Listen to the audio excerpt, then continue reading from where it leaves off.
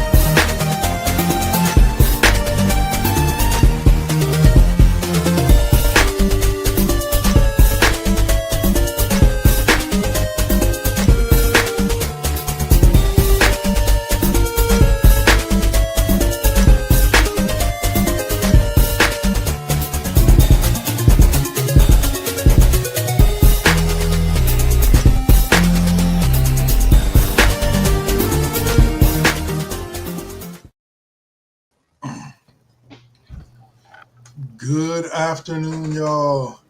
Good evening in some parts of the world.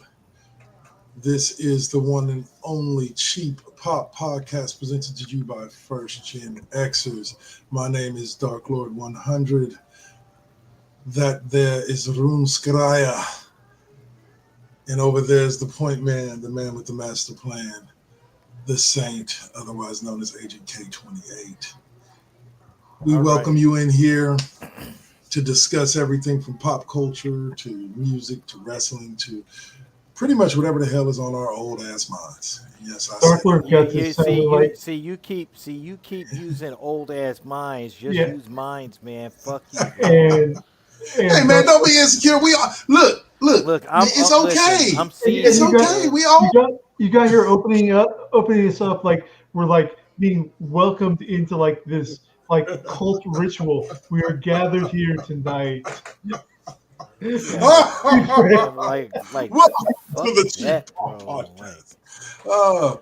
Anyway, well, you know, I'm glad we threw that voice kind of out there. At least I did, because we got a couple of unfortunately celebrity deaths to add to our list of 2025. First up is Jack Betts. I believe the gentleman who played J. Jonah Jameson, correct? And Sam No. Raimi's Sam Spider-Man. Raimi's Spider-Man was J.K. Simmons. Gotcha.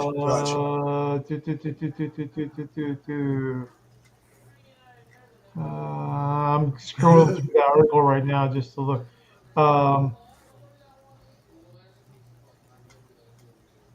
No, he's the he played the Oscorp board member Henry Balkin. Oh, the guy that. fired Oh Norman. Said, "You're out, shit. Norman."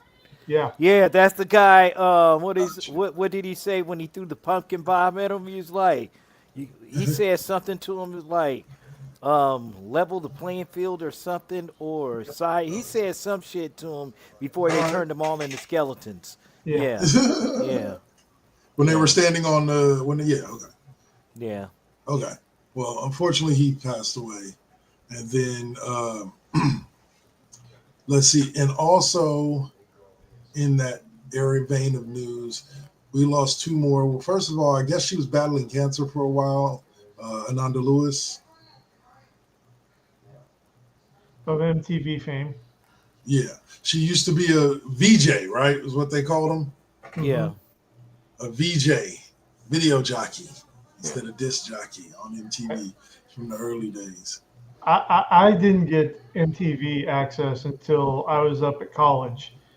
Oh, You wow. know, up in the What? late 90s. Yeah. Oh, My father did not believe in cable TV. wow. My mom couldn't have run faster to the cable TV. Like 500 channels? Yep. Like even when we got cable TV, it was just the basic package. so we only had like we had the basic stations out of Fresno and Bakersfield, couple of LA stations, Uh, and then USA, TNT. You know, the bare ass cable package, the bare ass minimum, because no one was broadcasting UHF anymore. Oh, see, that's I the remember. fuckery. I Yeah. just remember her and Kurt Loder, and oh my god, like several of those ones that were We there at the very beginning when like MTV, like this is why I use the word old, because I know what I'm about to say is about to make me sound old. But back in the day when MTV actually showed nothing but music videos. mhm. Like you kind Yeah. of have to be old enough to remember that. Like, because if you're Yeah, anything under the age of like 25, you don't remember anything but reality TV and everything that exactly. MTV has become now. Yeah. Like, you don't remember the days when you could turn on MTV at 2 o'clock in the afternoon and you were watching music videos. It wasn't. I missed out on the premiere of No. Thriller, Yeah. all the iconic Listen. video premieres up through the day. I mean, I love my dad, Mm. great guy. I miss him terribly, but he was a very practical man. Okay, A little too practical. I got a refrigerator with a built-in ice maker and water dispenser before my childhood home got one. Dang. What's good? I Hey, shot you you. don't need much. You Yep. don't need much. Yeah. What's up, Listen, Saint? listen. For me, first of all, I wanted to go ahead and give a shout out to I shot you What's up? 39. I tapped into his stream earlier today. He was playing XCOM, but Oh. yeah, Good, yeah. good. But no, on some real stuff. Like seriously, in all of the fuckery and everything else that's going on, when it comes to this, never mind, man. It's not important. It's not important. Okay. It's not important. Okay. It's not important. I kind of lost. I had a senior moment for Oh. just a Well, we second. all But remember. We all do remember MTV fondly, and I actually do no, remember Nanda that's what I Lewis was gonna pretty say. fondly. What's up? When MTV at the very beginning went through so many phases before it became reality TV, Oh you yeah. know, it was like you had that phase here, the first beginning, then David Bowie, you know, Mhm. stood up for, stood up for for black people in that instance. And then next thing you In know, regards to Michael video play. Jackson, and then a few years later, here comes MTV Raps, and Yep. that was my that was just my shit. Every Saturday morning that came on MTV Raps before it started going into the weekends with Dr. Dre and Ed Lover. Yeah. However, though, I used to love when the Headbangers music Ball as well. stopped, yeah, yeah. Yeah. Now, when See, I the recognize music these names. stopped, I never saw them. yeah, yeah. When the music stopped, it just seemed to be over with. Yeah, And I Here. hate that, man. because of the real world, and that changed the No. face of Music not just television. MTV, but just television in general. Yeah, And they Because call it here's television. and Why and let do me say yeah. this: and exactly what you guys are saying. The success of the real world is what drove to what we have, because the real world itself, season 1, 2, and I would say 3, were right on par with what they wanted to do, an experiment. You take 7 people from different backgrounds, raised differently, you put them all in a house, and let's see what happens. By the time and you get to then season, they wanted the drama, because right, drama keeps asses in seats. And so they exactly. started manufacturing the drama rather than relying on the cabin fever setting in. Right, And so, right. but we'll leave MTV there. We can always come back to that during Pop Culture Yeah. Corner. Yeah. Let's have Also, I that wanted to one now. mention, yeah, David. His name is David. I'm making sure I'm saying this right. Hekili Achilles Kineu Kanui Kineu Bell. Bell, yeah. Uh, uh, he last, I guess the last major movie he was in was Lilo and Stitch. Yeah, He it's the new unfortunately, Yeah, the live action adaptation. Yeah, that's Um, what the LA is. yeah, But he died at 46. Like, yeah, wow. dude. Like What that. I don't want to engage in stereotypes, but dude was a bra. Yeah, He's that huge Polynesian stereotype. The yeah. sumo guy stereotype. Um, Uh, so Well, not you look at people exactly. like Yokozuna. He was a wait a lot. He minute. was a Wait a minute. lot Wait, healthier wait, than what wait, people wait. thought. I'm trying to think. Was he that guy also that was in Hawaii Five O, the newer series? The newer version. Hang on a second. Let me reference that. While talk amongst yourselves. No, just He no, no. might. I He just looks had to familiar. ask.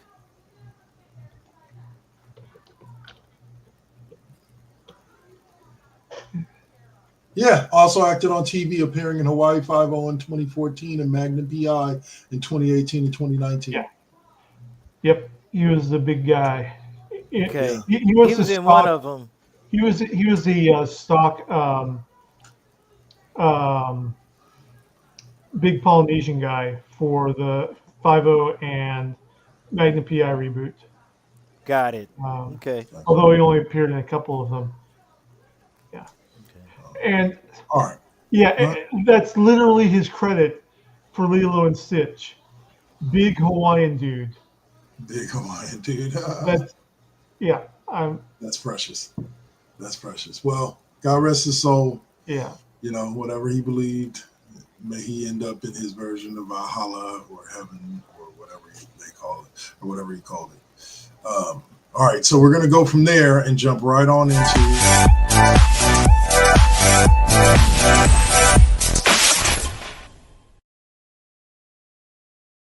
Le It's a Pop little Culture. tiny. Yeah, it's a little tiny down there, man. You got to Well, put well, binoculars just on to go see that hold on, shit. wait a minute.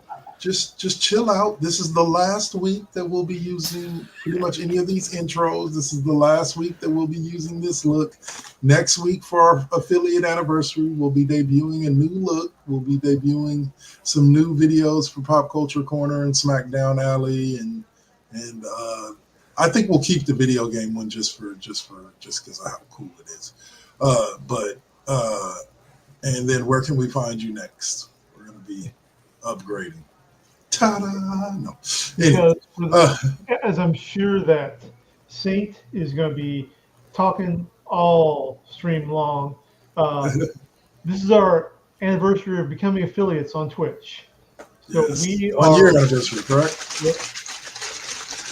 we are reworking a lot of stuff this summer, and we'll be getting into that. Yeah, definitely that. Definitely All right, we're good. All right, so first up, as brought to us by RuneScribe, there is an evil axis of Chinese studios. There's a bunch of Chinese studios planning on AI remakes of classic kung fu type films from Bruce Lee, Jackie Chan, and Jet Li. Yeah. Some would say that this is exactly what people are talking about when they say they fear AI and they don't like where we're headed with AI. But Yeah. I would say counterpoint to that would be it depends on what they do with it. Right. If they And just use it to make it look better, but leave everything within the movie the same, I could be for that. yeah. But if they start changing And shit and making people do shit that they didn't do originally and shit like that, then I'm against that. and Go on, this say is you look like you got something to say. yeah. What's up? No. Listen, as a fan, as a real big fan of a lot of these, old school kung fu movies. We're talking about the kid with the golden arm. We're talking about the five deadly venoms. You know what I'm saying? Yeah. These are movies that are a part of my childhood, man. Like I used to go to this movie theater in Oakland, California, downtown, the Lux. Three fucking movies for for $1.50 and a big ass cheese slice of pizza. And Good. all of these kung fu movies that would be like, so you gotta be understandable with a Kun Wan Lu squad Yeah. and be like that. You know what I'm saying? Yep. We don't Um, need to mess with any of this shit. yeah, We need to keep Jet Li with his movies. We already know Jet Li and Jackie Chan did one movie together, Forbidden Kingdom. We need to keep the movies with Bruce Lee, especially Return of the Dragon with him and Chuck Norris. yeah, Okay, we don't need any of this remake bullshit and all that kind of stuff. We need to leave that shit in its original form. Let yeah. it go. And Let that shit it's not go. exactly clear on what they are going to be doing. So Right. this was, I'm totally um, against that. yeah, this was um, announced at the Shanghai International Film Festival on June 19th. Yeah. Um, and the grouping is called the Kung Fu Movie Heritage Product 100 Classics AI Revitalization Project, which Yeah. I'm sure sounds much better in the original Chinese. But uh, but they are talking. We don't know. It's double speak because on the one hand they're talking about using AI to restore and clean up films. On the other hand, they're talking about reworking, using AI to rework those stories. So Some of them. yeah, the titles that they were talking about, they specifically brought out were Fist of Fury, Yeah. Jackie Chan's Drunken Drunken Master. Master, Yep. and Once Upon a Time in China, which was Jet Li's breakout Yeah, film, yeah. which I can understand wanting to restore, to preserve, et cetera, and essentially leave them unaltered, just clean up the film stock degradation. Kind of like Okay. putting out a Blu-ray copy of Right, a DVD that came out in the original, DVD right, phase or whatever. right. But at the Okay, I same could. at the same conference, they're also saying that they plan to rework John Woo's A Better Tomorrow with a cyberpunk edge in what they're calling the world's first full process AI produced animated feature film. Get the fuck, man. No. I You cannot. No, see, No. You preach Hell to the no. choir. You cannot fuck with that movie, man. So That is John, man. That's man. yeah, Come on, it's bro. yeah, No, and no. That's it's Chow Yun Fat. That's yeah, the Jackie Chan of guns, bro. yeah, it is. the Jackie Chan. No, for real. He But is. No, I get you. I get Literally. you. It's just He hilarious to hear somebody literally. say it. yeah, Yeah. but He's the it's Jackie Chan of guns. yeah, it's becoming the problem that everyone was complaining about with colorization when that process first took So yeah, hold. And well, you're ruining the films. Why are you doing this? You're taking them out of their natural. And you know, some of them were good, but then eventually we got to the point where the studio execs were making the decision. Yeah, let's colorize the beginning and ending of The Wizard of Oz. mm, And you know, this is my point against AI is right. that I'm not against the technology. There are many useful applications of the technology, even in the entertainment industry. Yeah, But the problem is with the C-suite, the money men who are in control of the studios, where they see that now they can cut costs that take away from the bottom line, a yeah. i.e., executive compensation. Because let's face it, That's what we're looking every for. dollar they save is 99 cents in their paycheck. Yeah. Okay. Yeah. Um, Basically, yeah. Like not to that exact amount, but yeah, pretty Pretty much. close. Yeah. Yeah, pretty Yeah, close. pretty close. Like when So you if when you they count can, the raises they give themselves and the right. bonuses every year versus Yeah. So when they can eliminate um, the physical labor that goes in, set building, costuming, fight choreography, hair and makeup, lighting, and then even go on to acting and directing. When they can eliminate all that that's their ultimate goal. They just want to spend 10 minutes with a chat GPT prompt, and 2 months later, a full film craps out. And then they release it, and it's nearly pure profit. I've brought this up on multiple occasions. For those of you out there who have not watched the show before this, I've brought this up on Emotion. If you want to see a movie that kind of perfectly describes this, but not necessarily in the way that Dave's talking, it's a movie with Al Pacino called Simone. And it's spelled S-I-M and then 1 0 E. Yeah. Simone. I remember that movie. I remember that shit. And basically it's about them trying to create an entire superstar with AI. Yeah. And it doesn't exist, but she's in like every movie. Yeah. Like that's out right now. And so, yeah. I'm just looking over our chat stream, and it's like, where the hell is Tech Tinkers? Someone talking shit about AI. Hold on, Osiris, bro. What's up, man? What's going on, bro? How's it going? Hey. Definitely appreciate that. Man, what's good, man? How you doing, man? Good to see you. I have been seeing him. I have been going to some of his streams, and he's been running like Overwatch with his kids. So nice. I think that's how you game with Madison and stuff. So Hey, feeling good, man. Feeling good. Rocking it out. Oh yeah, we're good, man. So all right.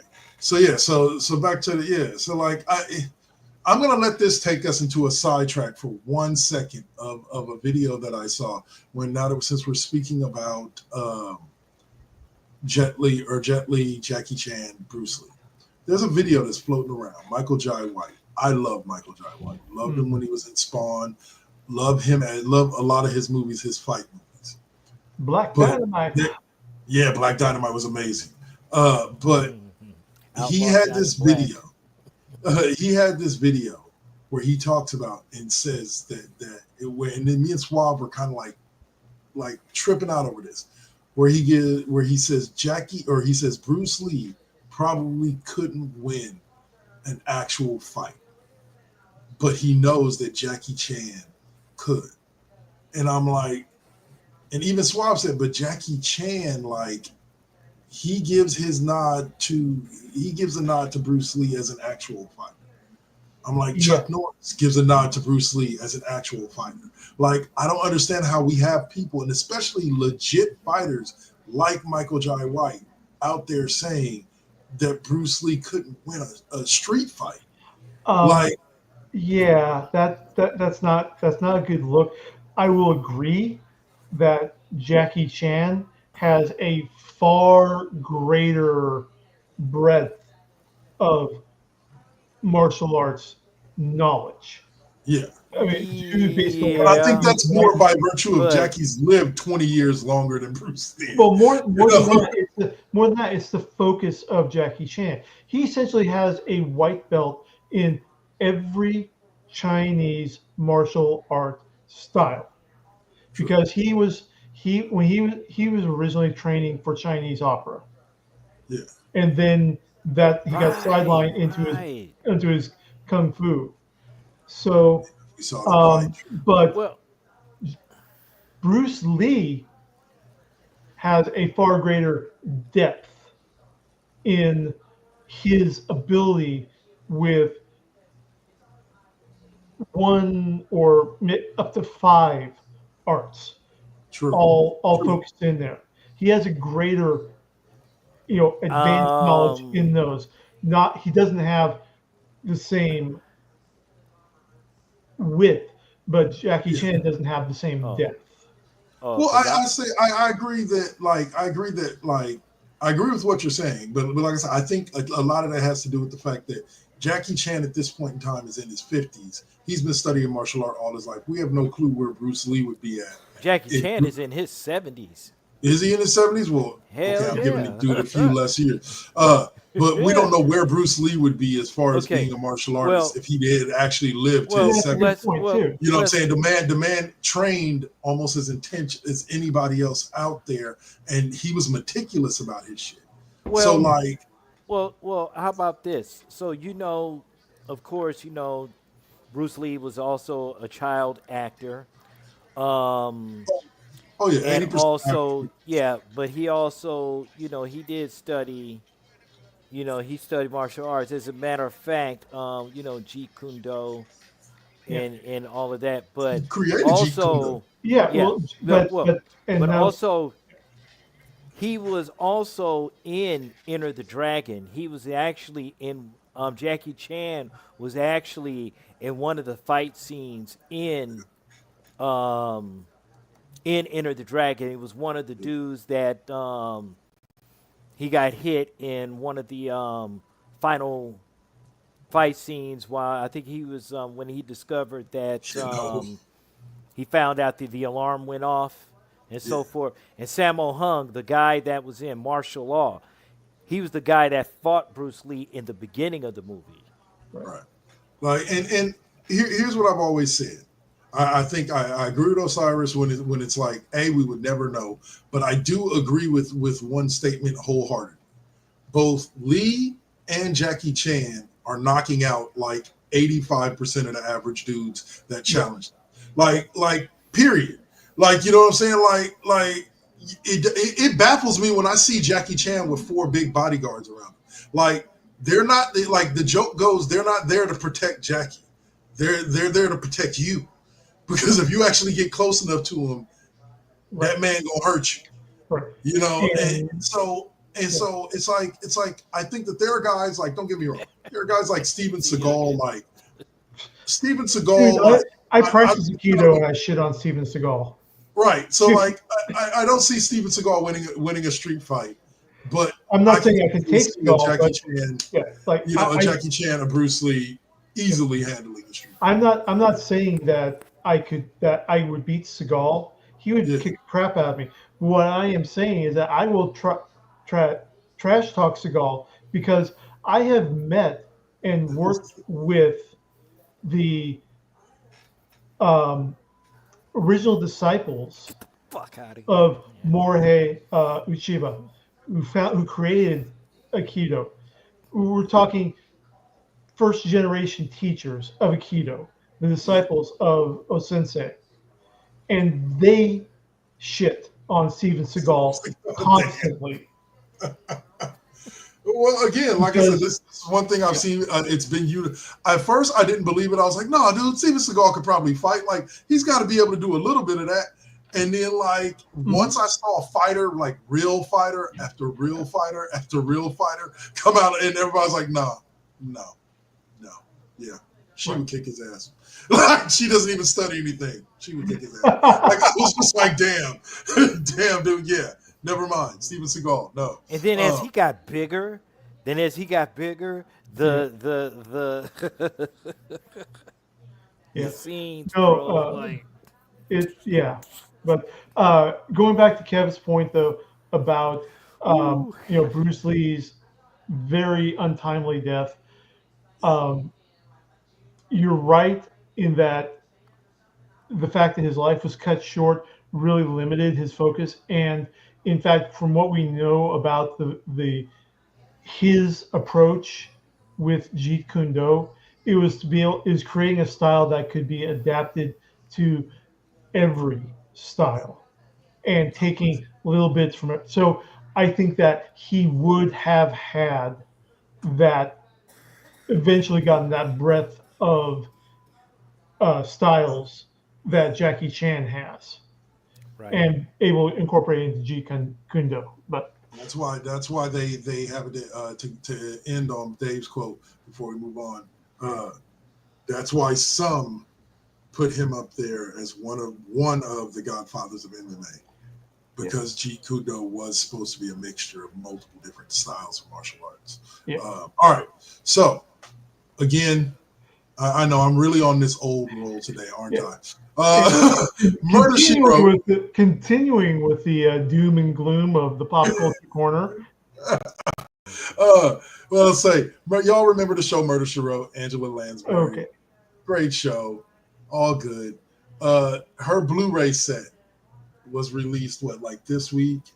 Within the last couple Yeah, weeks? it was Tuesday the 17th. So just you know, yeah. And it set a record. It didn't totally set a record, Oh, but the the complete series box set on Blu-ray, mm, all 12 season and 4 films, comprises 62. That is 62 Blu-ray discs. yeah. Holy Yeah. Holy So shit.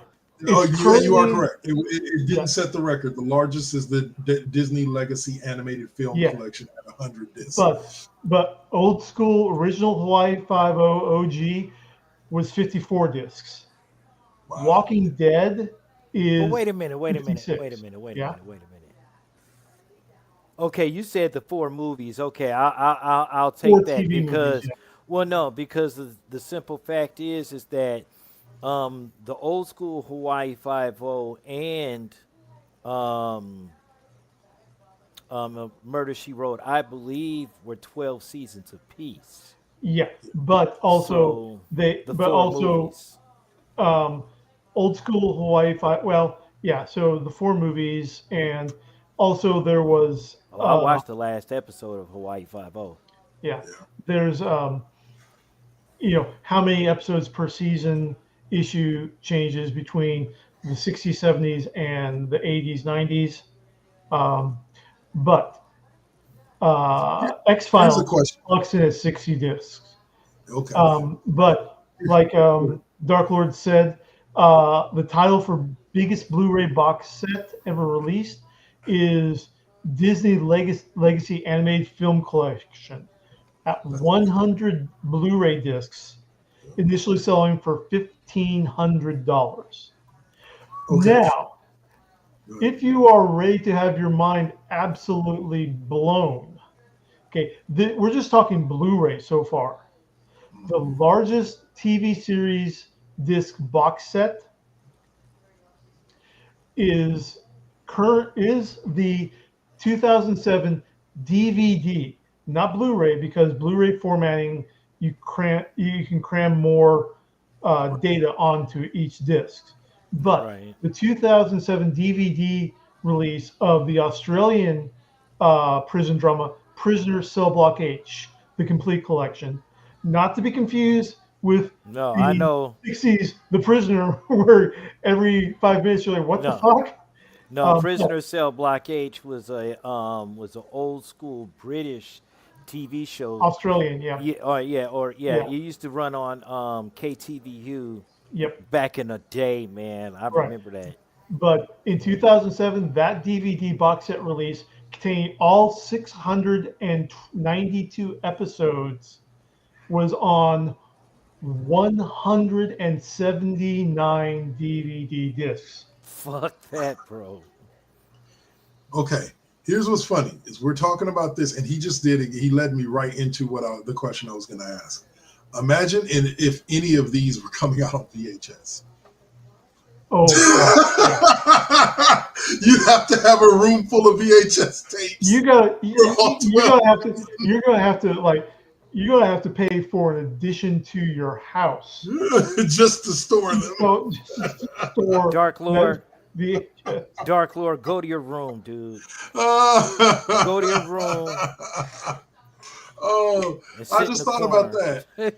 I'm like, my God. Or you know what might beat that you just talked about at 170? If they ever put out, you can an all-in-one once the series is all done. Because what is it on?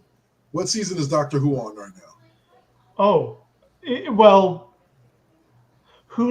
nobody knows at this point because the season numbers have Well, no. dramatically altered and changed over the years to where now we're counting Well, you the got Christopher well, you got Eccleston 22 reboot as classic. season 1. You got 22 classic seasons, Yeah, and then you That's such have we appreciate 13. You have 13 modern seasons, I think, yeah. or is it? So Yeah. it's about 35 seasons total, and again, seasons of varying lengths. that. As Even Yeah. with Blu-ray disc, That's Yeah. gotta top the 170. 30 Yeah. something seasons. That'd be like if they tried to put out Dragon Ball all Well, on one well, DVD. And you also have to remember, there's a good chunk of Doctor Who that is missing and lost forever Wow. and because they did some of not. those stories,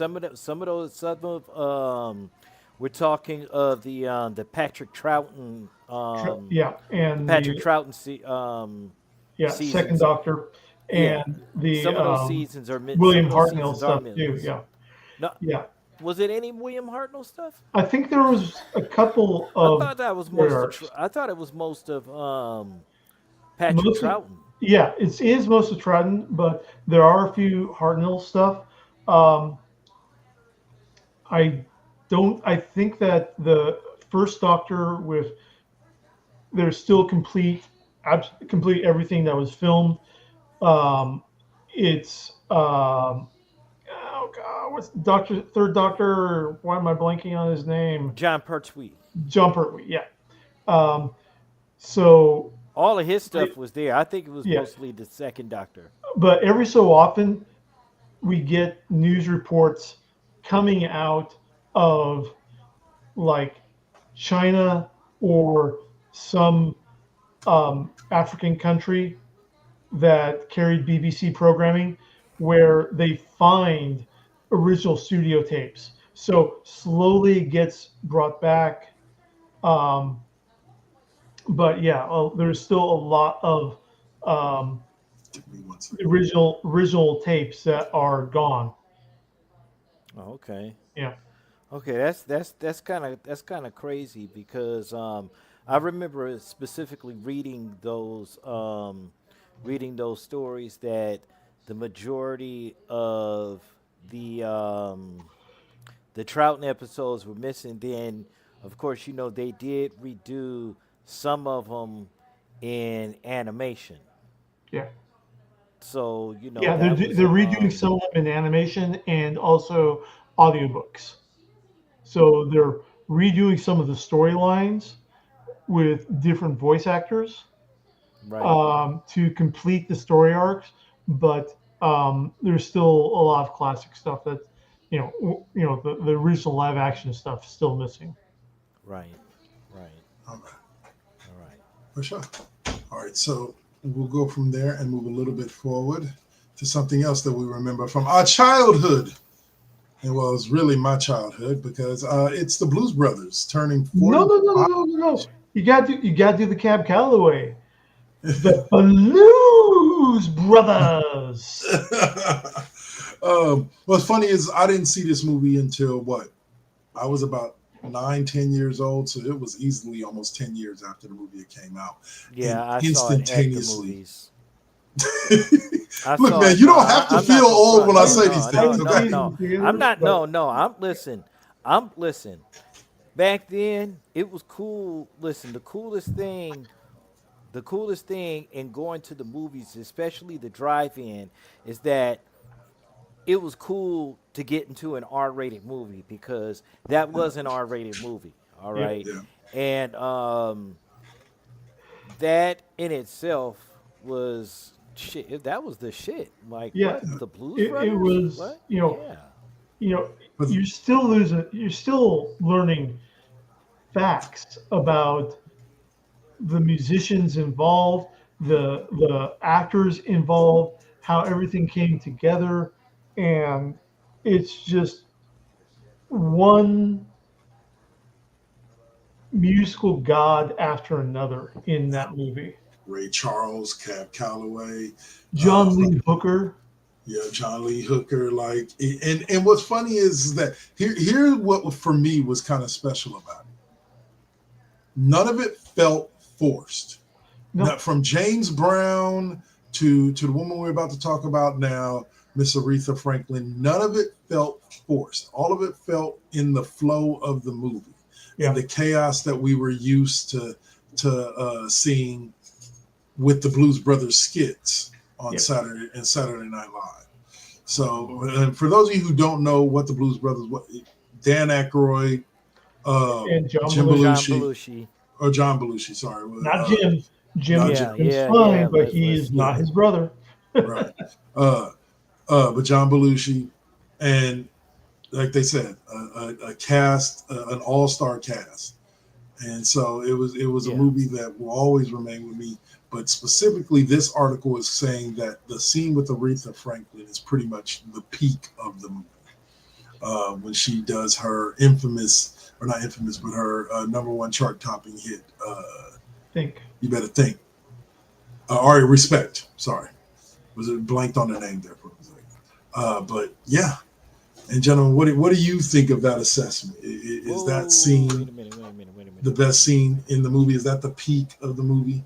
Okay, I slightly remember the song "Think" Yeah. in the in It's Think. Yeah, she doesn't yeah, do yeah, respect. no, she did Oh, respect. She did respect in the Blues Brothers 2000, but oh, okay, in 2000. Okay. Yeah. yeah, but no, that was one of the that was definitely one of the peaks for that movie. But I honestly believe that the um, the Blues Brothers concert itself Mm, with Dan Aykroyd and John Belushi performing, Yep. because these guys actually performed in their own music with the Yeah. backup of the band that was also of the Yeah. a part of the era of the Ready for Non-Prime Time players. So, that was such a big deal, and to me, to Yeah. this day, is still only the most successful Saturday Night Live movie yeah, I would say Yeah. to more than this day. Coneheads. Tim Meadows had a good one with The his movie Ladies wasn't Man, Ladies Man, yeah. yeah, but no, But you're right, nothing met the nothing's level of ever, success yeah. Yeah. that That the Blues Blues Brothers had. Brothers had. Yeah. I mean, I there's just so many great musical bits in Wayne's there. World came close though. Yeah, it Well, did. yeah. It did. Wayne's But World came close. yeah. I would say But this. That scene, sorry, Dave, and I'll let you no, go in no, just a no, second. no. It's all good. That scene when uh when they're performing the Bohemian Rhapsody, that scene became more popular. Almost reached the heights of Blues Brothers. Yeah. Not the whole movie, but that scene is still living decades later. Mhm. Right. Through the internet and YouTube and all that good stuff. But go on, Dave. Sorry. Yeah, but and so many great musical bits in there. Each one of them having a different style, feel, and purpose needed Was a to. BB King in there too at some point? No, it's John Lee No, Hooker. the second one. Okay. Yeah, but for me, my favorite musical bit is going to be the rawhide scene at Bob's Country Bucker, because not Yeah. because it was fantastic music, but I think it was the best mix of musical and comedy in the movie. Yeah, that was definitely, yeah, the good old boys. Oh, we got both types of music in here, country and western. Country and Western. All right, guys. So we're gonna close out with a little Marvel talk. Before we do What's that, up? though, hold on a second. Oh yeah, you wanted So yeah, about it. so getting back on the 45th anniversary of the Blues Brothers, let us not forget that this past Friday, June 20th, marked 50 years since we were scared shitless of going in the water. Jaws. Yeah. 50th anniversary of Jaws. I'm thinking Wow. about having to watch that. Yeah, That movie gave me nightmares for a little bit. the You're gonna need a film bigger boat. film that established the modern summer Summer blockbuster. blockbuster. That is Okay. true. Yeah, Jaws had it until Star Wars hit. yep, and you know, um, getting on the Steven Spielberg bandwagon on this. Um, when Jurassic Park first came out, everyone was just kind of like, "Oh, by Steven Spielberg, the E.T. guy? Oh, yeah." And it's like, no. By my mindset was no. By Steven Spielberg, the Jaws guy. Yeah, or the Yeah. ET guy, or what was hilarious to me, and speaking on the Spielberg thing, what was hilarious to me is going to Grand Lake Theater in Oakland, California, to watch Jurassic Park. Mhm. We get to the scene with the T-Rex. Right now, first of all, I had read the book like long before we ever went to go see the movie. But gets to the T-Rex scene. That T-Rex comes through those speakers so damn beautifully. Just just my end on the tangent was when I went to see Jurassic Park opening day in Fresno, California. Okay, there had been news reports the week previous, noontime filler news talking about all the special effects that were going into it and all the technical achievements. And every single one of those quick 5-10 minute blurbs ended with the noon reporter saying, "Now we want to warn parents that this is not a Barney film." And yet, yes, he understands exactly where I'm going with it. Because as soon as that dinosaur roared, for me, why'd you bring your children? Like I'm 15. I'm damn near 15 years old. My mama thought twice. For me, why would you bring your infant child?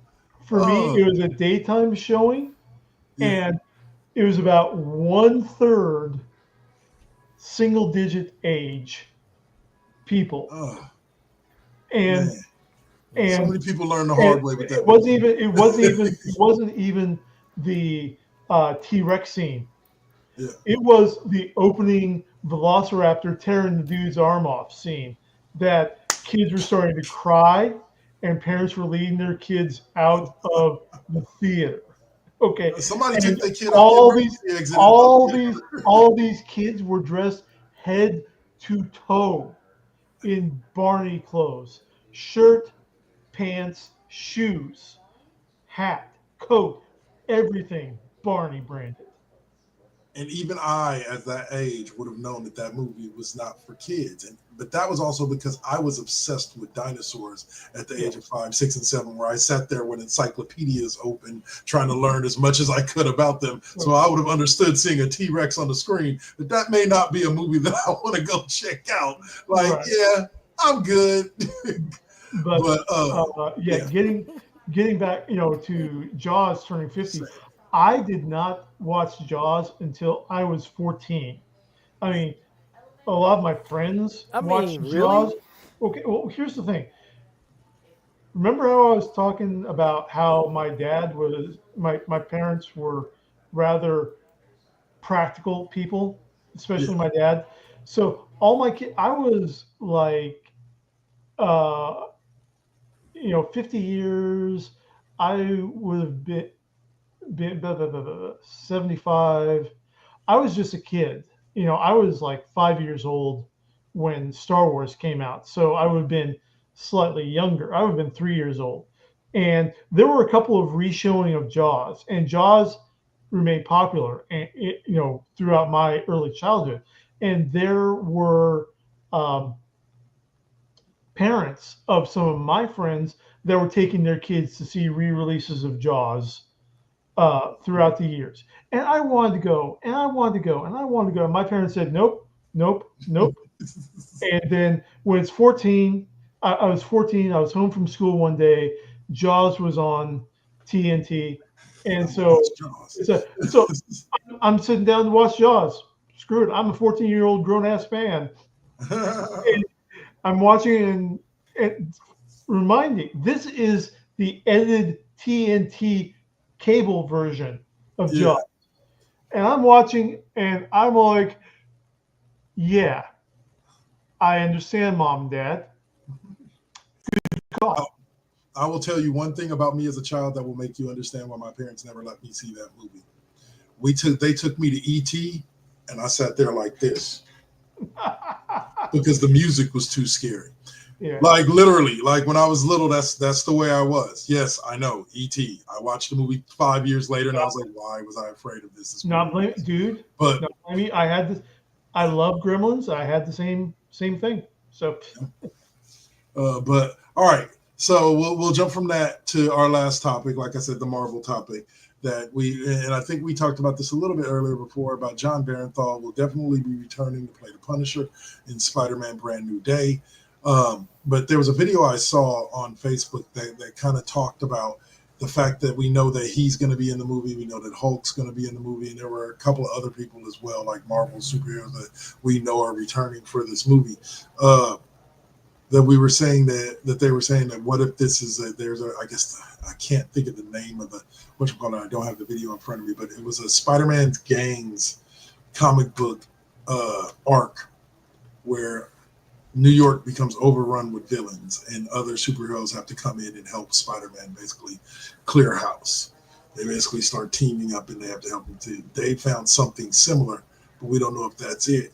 But I'm wondering if they're kind of going down this road, because if you look at the events of Daredevil Born Again with Fisk, and how he's taking over New York, it would make sense that there would be some kind of rise in villainy, kind of like when in Black Lightning when what's his name took over as mayor. Jeff. What's his name? Tobias Whale. Tobias Whale, yeah. Took over as mayor. So what do y'all think?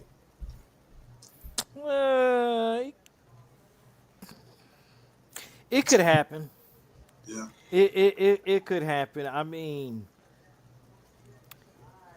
we would definitely have to see what part that the Punisher would play in the Spider-Man, because I mean there are so many different elements to it, but if it crosses up with the possibility of an appearance with Daredevil, then yeah, I'm definitely all for it. Because Spider-Man and Daredevil and Punisher have had some really nice stories, you know. So I think it could happen. Okay. Yeah. I'm up for it. I think that Punisher and Daredevil work better together.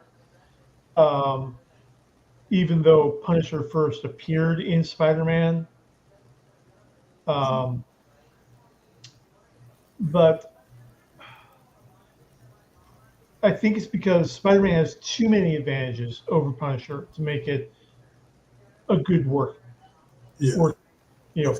Daredevil just has his enhanced senses that lets him get the jump and other stuff like that. Spider-Man just outclasses Punisher on so many levels. It doesn't make for a good conflict. Yeah. So, yeah, but I mean, I'm down for that. I love John Barenthal's Punisher. Love seeing him in Born Again. Can't wait to see what's coming. And we're MCU's getting the band back together for the Defenders. So I'm loving it. Give me some Michael Coulter. Give me some. What's her name? That'll be excellent. Jessica Jones. Yeah. Give me all of it. That'll definitely be excellent. I'm with that. I'll even take Danny back not as Iron Fist, but I'll take him back as a member. We'll see on that. You need a female. There's so much what is truth surrounding Finn Jones' problems as Iron Fist that who knows where the blame lies. All we can agree on is that Iron Fist season 1 sucked. Fair enough. This is an objective truth, okay? I'm not here to disagree with you, sir. Like to me, it definitely was not anywhere near Marvel's best outing. What's up? It was just, look. I'm gonna just say it was passable. It's just as good. It's just as good as the Inhumans. funny And we because it all was know, the and we same all producer and know, showrunner. yeah, and we all know how that went. So, Yeah, yeah, it's yeah. thumbs up. Yeah, as long as Scott Buck stays far away from any Marvel project, I think we're good going forward. I Yeah, think you so. hear that, Marvel? Keep Yes. that buck away from away, and you can make a buck. So, all right, y'all. So that'll close us down for Pop Culture Corner. We got SmackDown Alley and the pipe bomb promo that wasn't, and video game talk coming up after the break. You are watching the Cheap Pop Podcast either on YouTube or on Twitch. We want to say thank you for joining us, and we will see you after the break. Let's see. Oh, wait a minute. Should have done that before. Normally I set this up before. I am sorry to our listeners and viewers. Normally I set this up before. Today I just did a bad job.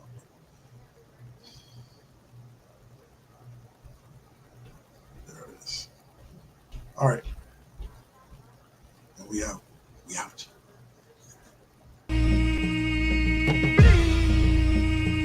This is now versus then. This is now versus then. Get on your mark, let's go. This is now versus then. Burning up your radio, still turning up the heat with Poetic on the flow. Got you moving to the beats with the Saint as your host. Shout out the collective, hold it down, we gon' clown, that's the lesson. Where Generation X meets Generation Next, with them bangers from the east to the south to the west. Yeah, this how we do it in Sacktown. Slide to the studio, yup, it goes down.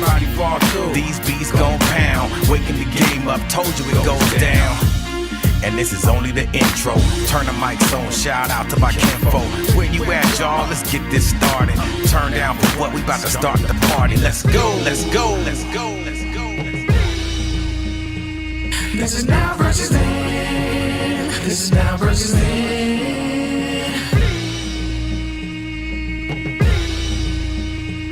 This is now versus then. This is now versus then.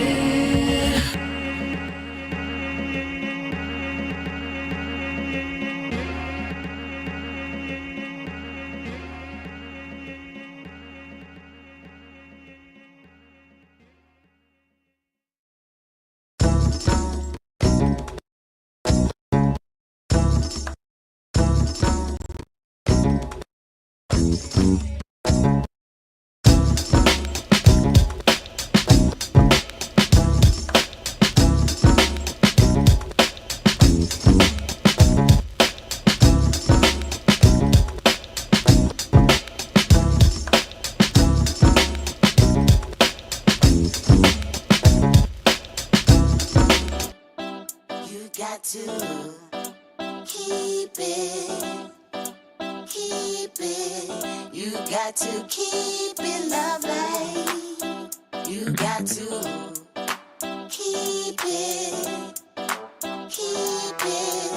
You got to keep it lovely. Success comes right after the struggle. I ain't even giving up on whatever I wanted. The tragedies I've seen, I can't even stomach. Most of y'all weak as shit and would've started running. Every time I make it back to the crib, I'm thankful the Most High let me see all of it. Grateful I'm lovely, and I've been real with this. Please don't judge me, I'ma stay on my shit. I'ma keep a grind mode button, push it, make it do something. No balls for me, cause I'm a loose cannon. I get to choose, camera, switch it up, look up a new banner. Keep smoking on that.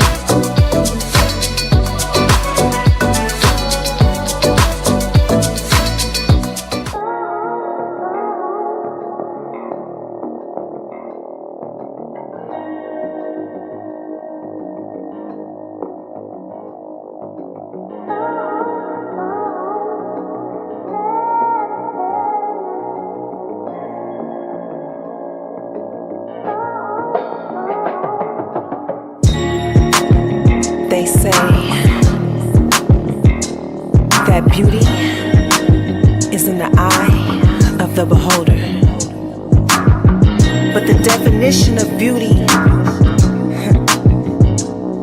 is distorted. Yeah, come on. Searching for yourself, so insecure about the way you look, so you go to Miami. You can't find the love within yourself.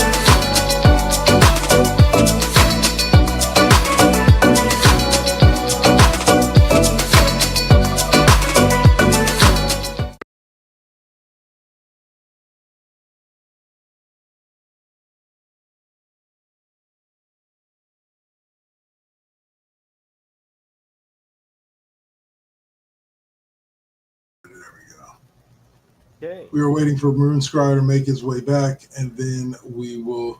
Oh, there he is. Ta-da! What's up, brother? All right. Ta-da! There we go. Now we're back. Cheap Pop Podcast, full in and play. All right, so guys, we kind of first want to give a shout out to Grits and Butter. Said hello. Yes. Chat room. Thanks for joining us. Yes, thank you for Sunday blessings Friday for you night. as well. Appreciate you. Let's see. All right, so now we got some wrestling to talk about.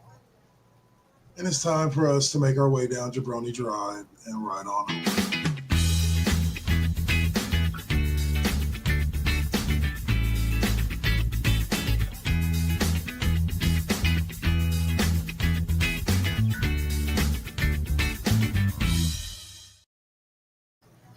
All right. So let's bring Dave in there. All right. So, yeah. What? It's the last time Jose is going to sweep up for us. All right, man? Well, no, I'm not going to turn it into politics. Never mind. Nope. Leave it alone. Leave it alone. Let it slide, Dave. Let it slide. We're talking about big, sweaty men here. We're not talking about all the rest of that. And sweaty women. And sweaty women. Yes, and sweaty women. All right, so we have Monday Night Raw. Just to highlight and recap, you had Asuka. No, wait a minute. This is from last week. Yeah, this wasn't this week's, is it? Ooh. Yeah, the 16th. Yeah, Are we 16th. doing last week's this week? I forgot Yeah, Asuka had 2 matches this week. My bad. So Yeah. on Monday night, Asuka won the final Queen of the Ring Fatal 4-Way for the final spot. She beat Raquel Rodriguez, Stephanie Vaquera, and Ivy Nile with the help of returning Rhea Ripley. AJ Styles defeated JD McDonough. Kairi Sane defeated Liv Morgan via forfeit, unfortunately, and we'll talk about this a little bit later. Liv Morgan is out for a while. And then Jey Uso was the final contestant added into the Fatal 4-Way match, the men's final Fatal 4-Way match, and he beat Sheamus, Rusev, and Bronson Reed with the help of LA Knight, Sami Zayn, and the boys. Monday night Monday Night Raw was all about revenge because Rhea Ripley got her revenge on Raquel Rodriguez, pulling her out of the ring. And LA Knight got his revenge on Bronson Reed, doing the exact same thing. So, for those that don't know, Bronson Reed and Braun Breaker stopped LA Knight from winning his Fatal 4-Way to advance in the King of the Ring. Yeah, in order to get Seth Rollins his shot. Yeah. But yeah, so congratulations to Asuka, and definitely, men's Fatal 4-Way. I had two favorites in there: main event and my fella Sheamus. Yeah, I'll be honest with you. This is the kind of thing that watching wrestling for way too long kind of teaches you.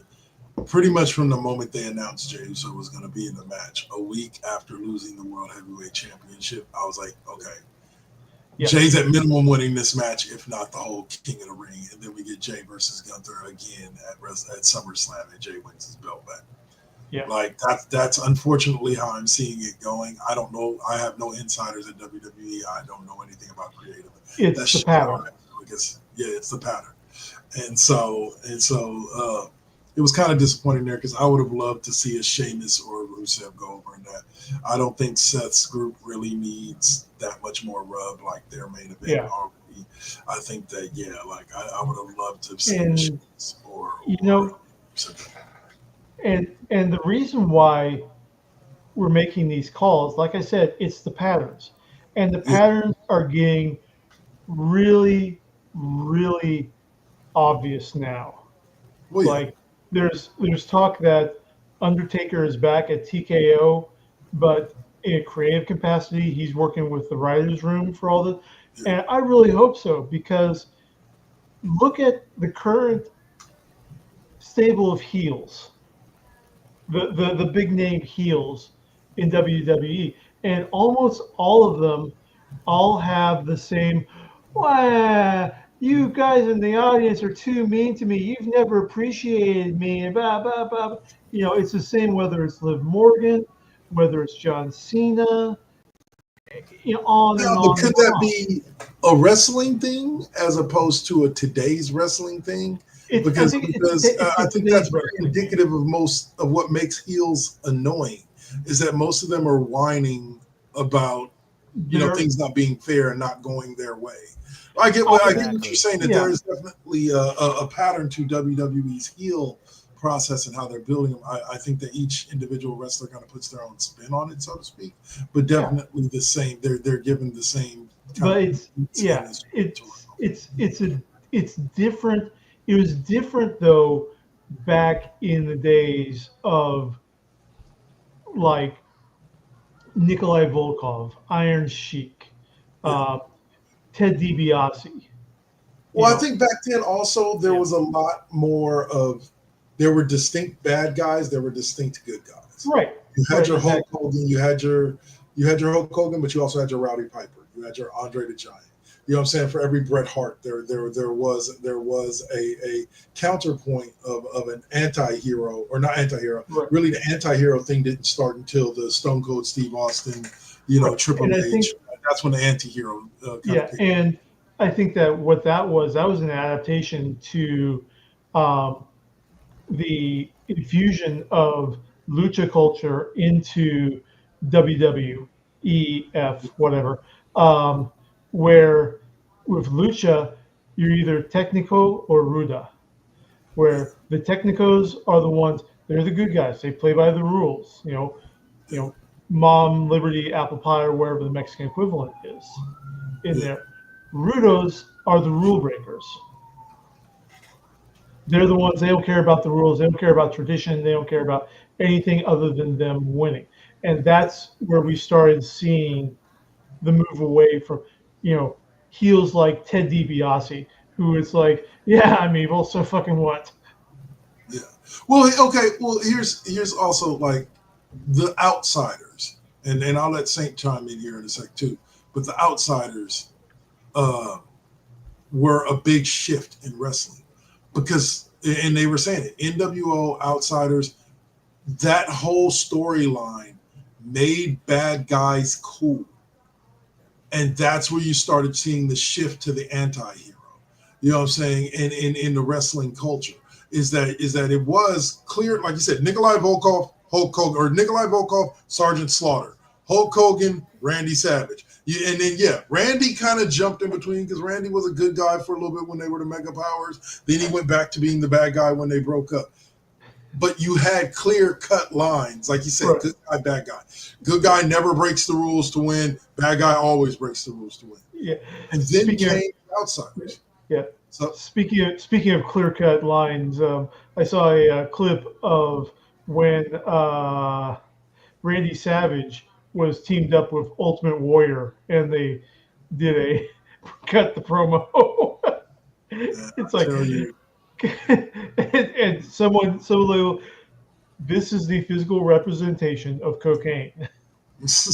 Ultimate Warrior was, man, and the thing about it is as a kid I ate it up. He was one of my favorite wrestlers. Like, just all the energy he emanated off the screen. I wanted. But then when he talked, even I as a kid had to go, okay, I don't know where the hell you going with this, but let's go. I'm going to follow you because you got that energy. I'm feeling that energy, yeah. But he was talking about the Warriors lift the spaceship and turn it sideways. What the hell are you talking about? You're fighting a jobber, dude. What the hell are you talking about? Like, and the deep wounds of the warlike. What? No. Yeah. Jobber. In 1, 2, 3. You're good. But anyway, sorry. I go off on my tangents about Ultimate Warrior all the time. Love the dude. He's one of my favorite wrestlers. But now I go back and watch his promos, and I just remember thinking as a kid, like, what the hell are you talking about, dude? And then when you say he's the physical manifestation of cocaine, you never lie. The man had to have been high the entire time he wrestled, like just the entire time he wrestled. There's no way you have that much energy without taking something. Yeah. But after derailing us, let's get back. Let me get us back on track with Monday Night Raw. Liv Morgan came out with opened up the show with a great promo, really nice. But again, falling into the current heel trend of, why you don't respect me, you don't, blah, blah, blah. It's Liv Morgan and Becky Lynch, and Liv got taken out. It's lead to Nikki and Brie Bella versus Liv Morgan. Well, actually, not anymore. Now with Liv's injury, not anymore. Yeah, and Liv, it was Liv versus Asuka, and versus Kairi Sane. Oh, Kairi Sane, you're right. And the very first exchange after the bell rings, Kairi Sane does an arm drag onto Liv.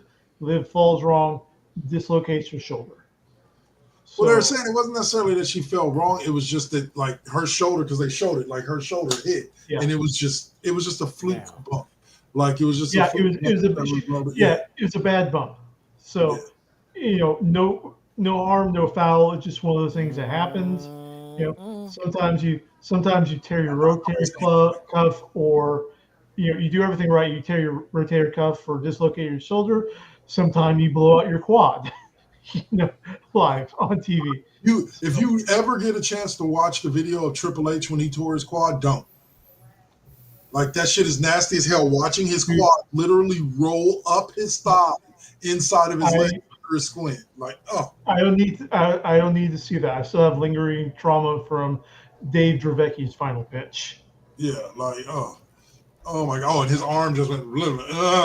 Anyway, no, when Paul George was injured, and McCaffrey, that shit right there on TV, and you like, man, and that was what was that, a playoff run? Yep. I'll tell a quick story, real quick. The reason why now they don't show a billion replays when somebody like breaks their leg or something like that is because of an injury that happened to, it was Ed McCaffrey, Christian McCaffrey, running back for the San Francisco 49ers. His father was a wide receiver for the Denver Broncos, and it was a game against the Oakland Raiders. And his leg literally gets bent the other way, right? And it was on Monday Night Football, and they re-showed that shit over and over and over and over again. And so many people complained to the network that literally, like, it eventually ended up in, like, for all sporting events and stuff like that, when it happens, you're supposed to cut the camera. Like, don't continue to show it. Don't run it on replay over and over again, because it traumatized a bunch of people watching this man's leg bend the opposite direction. So needless to say, though, WWE did not follow that rule, and they showed Liv Morgan hitting her shoulder on a thing like 15. Well, because it wasn't planned. It was just one of those. It's one of those things that happens. It gets captured live, and with the close-ups that they do, every single exchange, you're going to catch stuff like that. So, but needless to say, let Liv Morgan and her beautiful ass go. I know I give Liv Morgan a ton of shit for her personality, her persona. Before I saw that match, I was texting these two gentlemen, and it's like, Liv Morgan has a more annoying voice than Fran Drescher.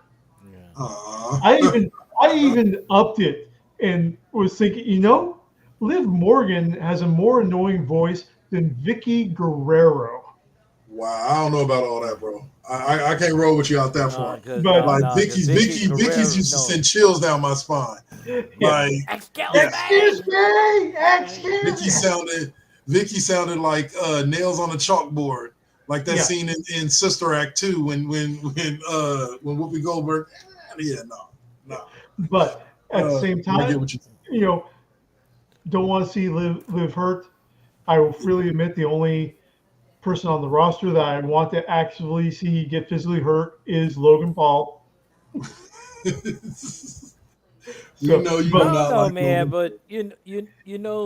Logan Paul, I mean, as much as I hate him, I kind of gotta respect him because I really didn't super like him. Like I really don't give two fucks about him, but his wrestling persona has come a long way. I've got nothing wrong. I got no qualms with his persona. It's the man himself. Just like I don't have. Just like his brother. I don't have problems. I don't like his brother either. I don't have problems. I try to beat him up every time I play Undisputed. I don't have a problem with Hulk Hogan. I do have a problem with Terry Bollea. You see what I'm saying there? Yeah, I feel what you're saying. But so speedy recovery to Liv Morgan, our favorite Jersey Shore white trash. Damn! Wow. I mean, that's the persona, isn't it? Isn't it? Tell me I'm wrong. For Liv Morgan? Yeah. She's Jersey Shore. Jersey Shore cranked up to 11. But she's from. All right. No, she is from Jersey.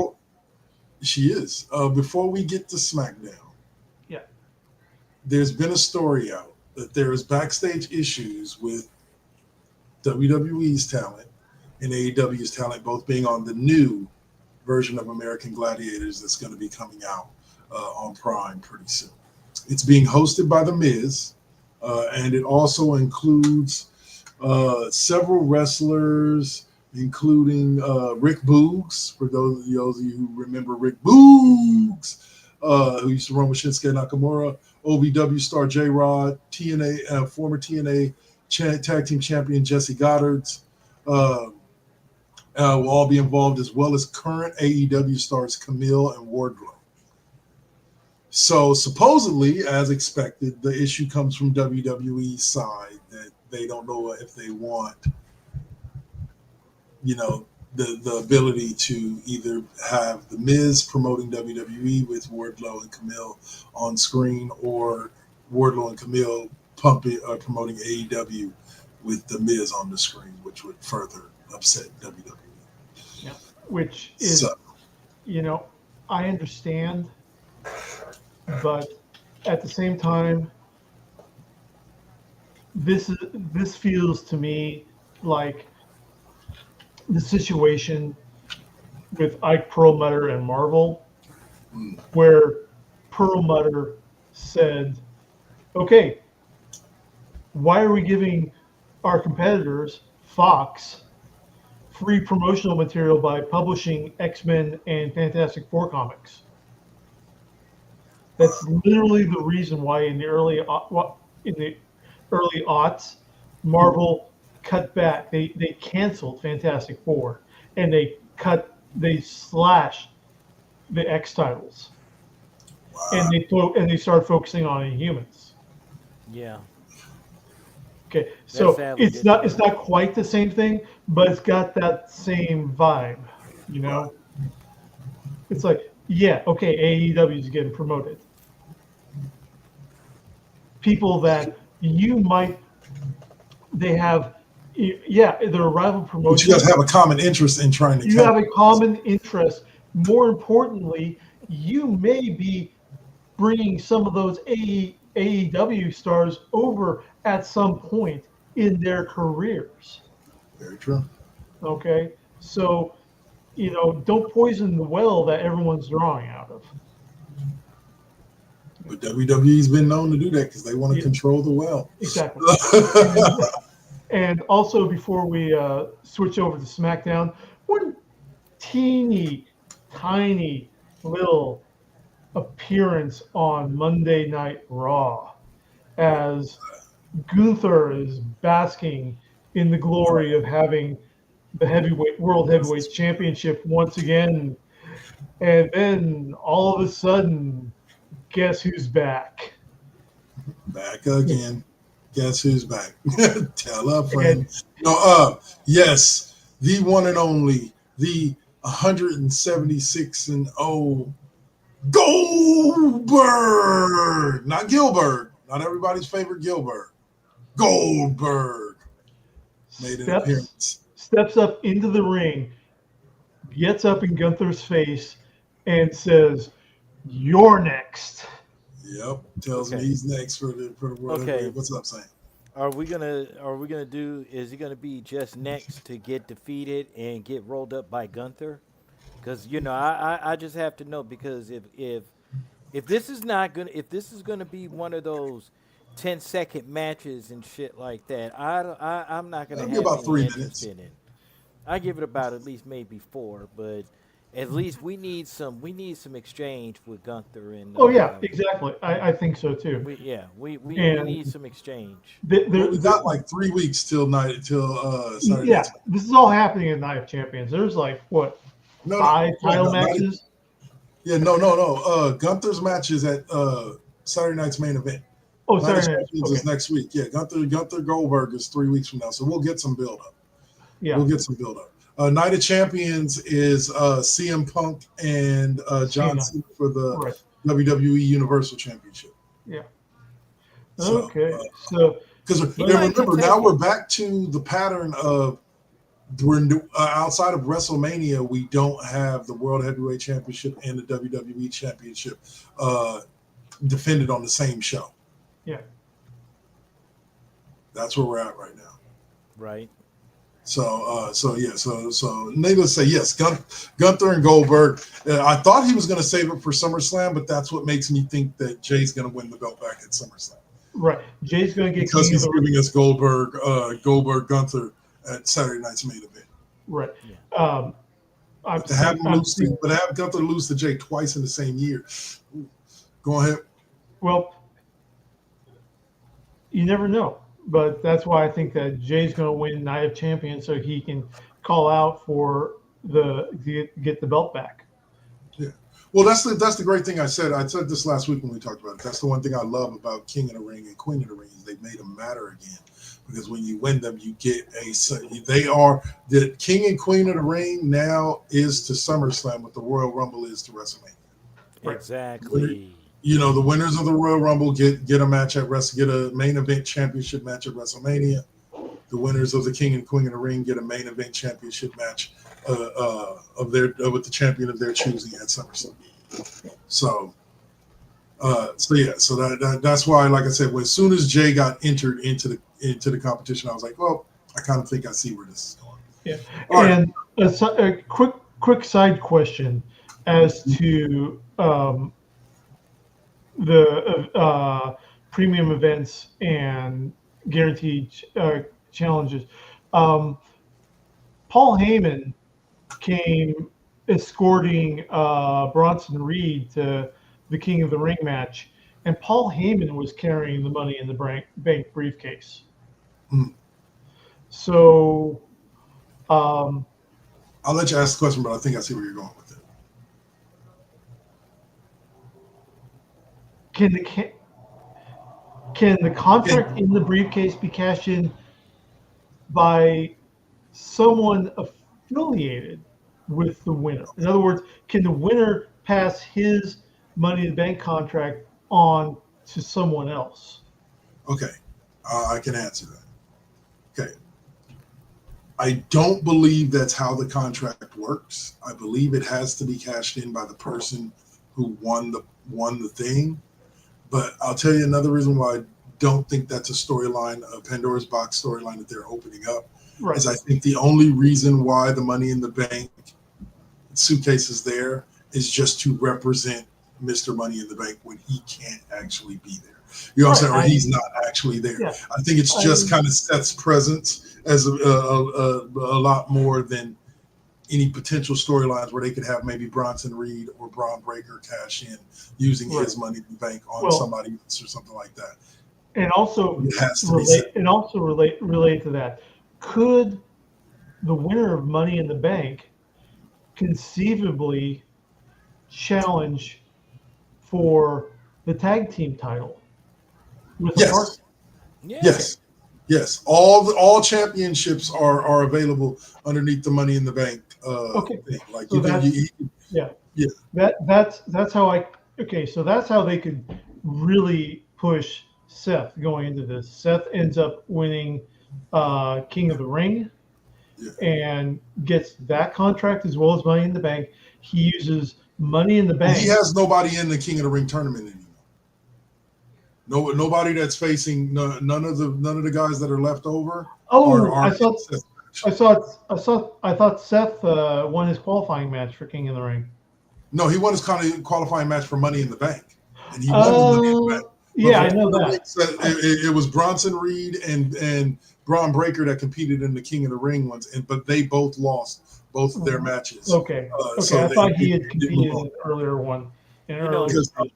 Friday night it was Randy Orton versus in his King of the Ring semifinals it was Orton versus Zayn, and then Monday is Jey Uso versus Cody Rhodes to see who's going to meet.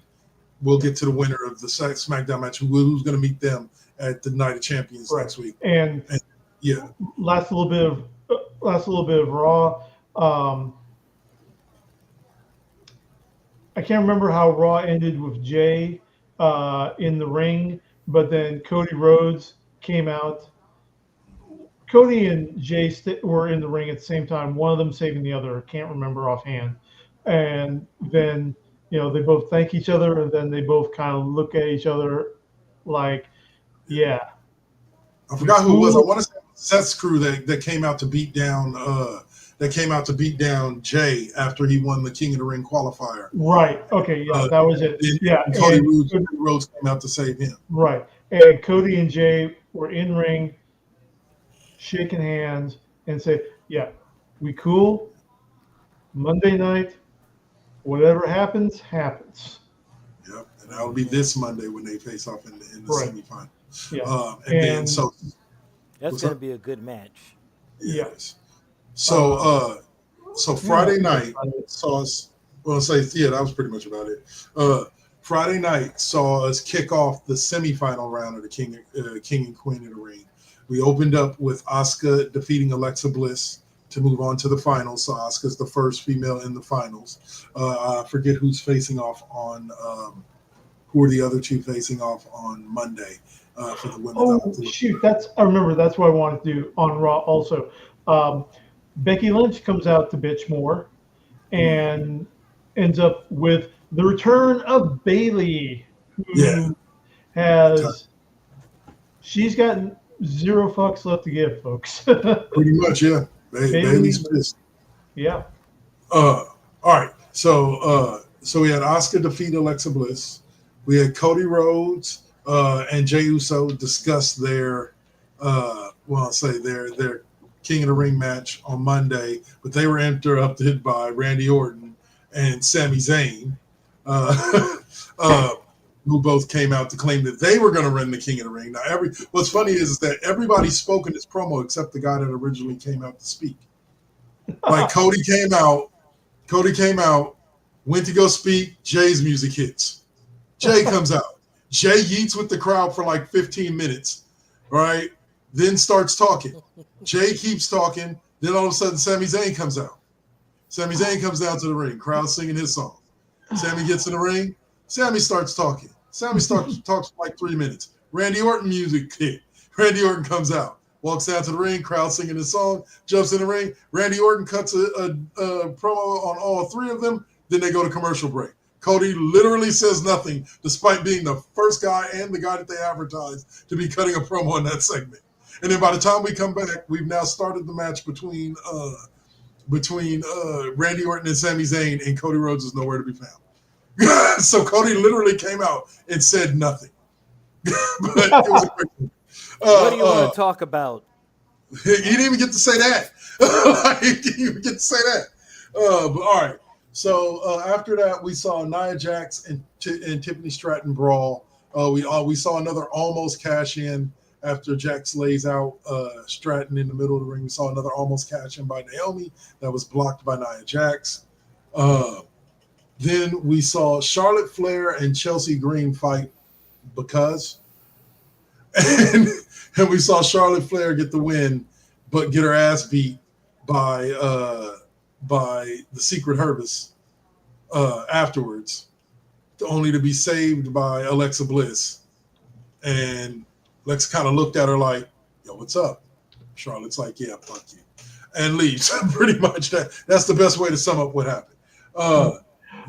Speaking of Alexa Bliss, there's a clip from FanFest where Alexa comes out with her doll to greet like single-digit age fan with a replica doll. Nice. There is just absolutely cute. She is that was one of my first WWE crushes after the Attitude Era. Anyway, we also had a promo cut in the center of the ring between Jacob Fatu and Solo Sikoa, where Solo's begging Jacob to come back to the bloodline. Or not begging, but basically begging him to come back to the bloodline. Jacob, of course, says no, draws the proverbial line in the sand, dropping the U.S. title between the both of them, and then gets attacked from behind by JC Mattel, only to be saved by Big Brother Jimmy Uso, who comes out to the ring and then proceeds to get his ass beat by Solo and JC Mattel before Jacob makes a miraculous recovery and saves everybody. And yeah, it was a great spot. And then we closed with LA Knight and Bronson Reed. Yes. In a match that it was the second to last match. In what I felt was an amazing match. Everybody's favorite superstar, LA Knight. Held his own, but still ended up getting his ass beat. Ended up getting speared 3 times and tsunami'd 4 times by Bronson Reed and that's Braun a lot Breaker. of punishment, man. That is definitely a lot of punishment. Okay. When Bronson Reed went up for the third one, I was like, just let him live, bro. Just leave him alone. Let him live. Like, what are you doing? Leave him alone. I felt the same way when he hit Seth Rollins with like 8 of them motherfuckers. I was like, why? Just why? There's no need for all of that. Anyway, and then we closed with a match between Ron Killings and John Cena, which was a really good match until Cena grabbed his title and inserted it in the center of R-Truth's head, or Ron Killings' head. To which I very quickly became disappointed and decided that I was no longer a John Cena fan. No, I'm messing with you. But no, then in the middle, I was never a John Cena fan before. Never being a John Cena fan was cool. yeah. No, when he was a doctor of thugonomics, I did fuck with him in that sense because I know. he was funny like that. But no, but Uh, Ron Killings, I don't know what the hell happened that night, but he was getting his ass whooped. you know, Yeah. He put the foot on him, bro. But as Cena went to go hit Killings with a second title shot, out comes, the voice of the voiceless, everybody's savior, CM Punk. Now, for those of you who don't understand what you watched on Friday night, as John Cena proceeded to get the upper hand with a low blow and then put Cena through a table, go back and watch CM Punk's pipe bomb promo and watch who is laying in the ring and who he's talking to at the beginning of the promo. It's John Cena, who's just been put through a table and is laying there wincing in pain.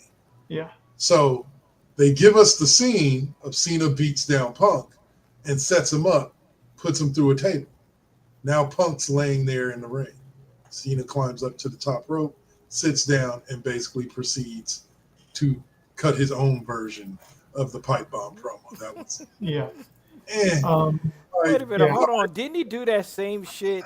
Did he do that same shit back in like 2000 what? Like 2012, 2013 when CM Punk was with him before? Just say the before times, okay?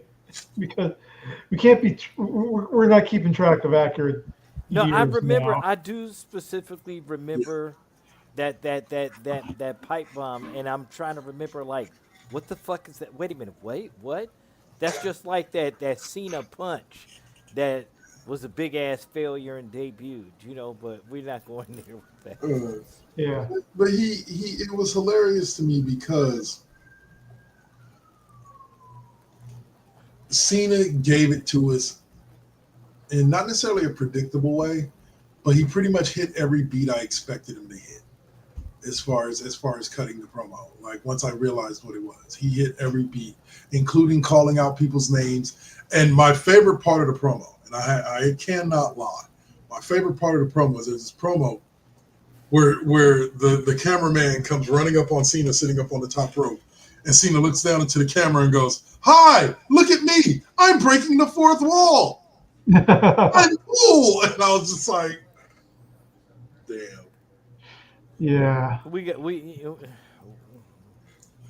It's issues, bro. It's What's up? issues, man. Yeah. Issues. And there's apparently kayfabe rumors that Cena attacking anyone within arm's reach with his title belt, that TKO is going to strip him of the title. Like I said, this is just kayfabe rumor stuff starting to go out on social media, where I don't believe it at all. But I think we're going to come so close to him actually leaving with the title, it's going to scare some people. yeah, I genuinely believe that. Like, I think we're going to come so close. I think he's not going to drop that title till like Survivor Series. Like, we're going to come so close. Yeah. I can see that, where they're gonna ride this until the very last moment. They're going to make you think. They're going to make you really think. Are they really going to let Cena pull it off the same way Punk did? Yeah. So, I could be wrong. Punk could beat Cena at Night of Champions. Right. And I think that Night of Champions, we'll see if Punk doesn't win Night of Champions, that's a signal that in my opinion, that Rollins is going to come in and cash money Cash in it the in. bank at not Night of Champions, but Survivor That Yeah, I could be. think they'll do it at You- SummerSlam. to save wrestling. I think there's only one.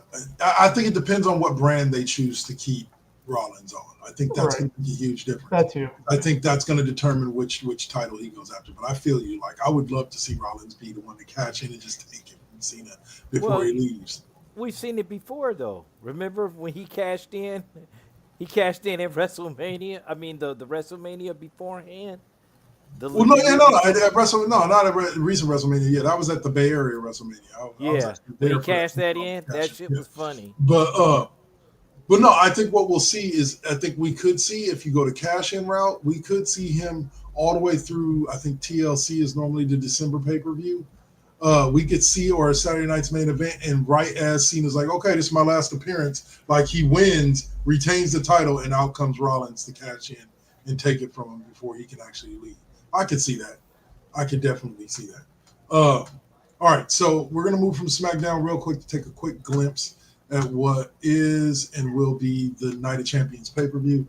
So far, we've got Orton versus either Jey Uso or Cody Rhodes.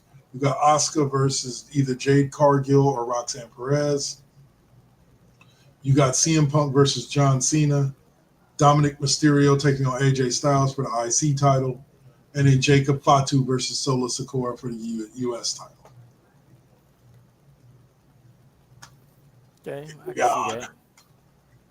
So that's our lineup. What do y'all think of it so far? We're probably not getting, to be honest with you, we're probably not getting any more matches added. Triple H has been sticking with about the 5-match card for everything outside of the big four.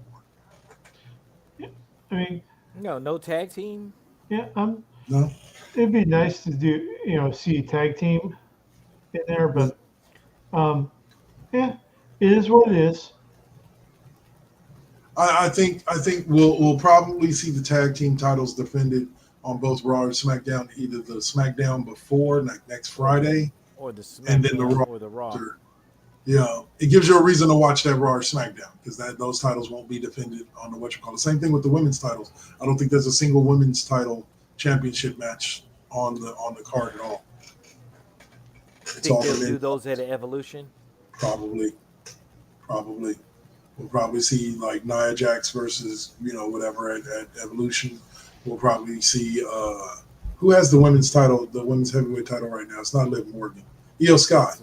Yeah. It'll be Io Sky versus somebody at Evolution.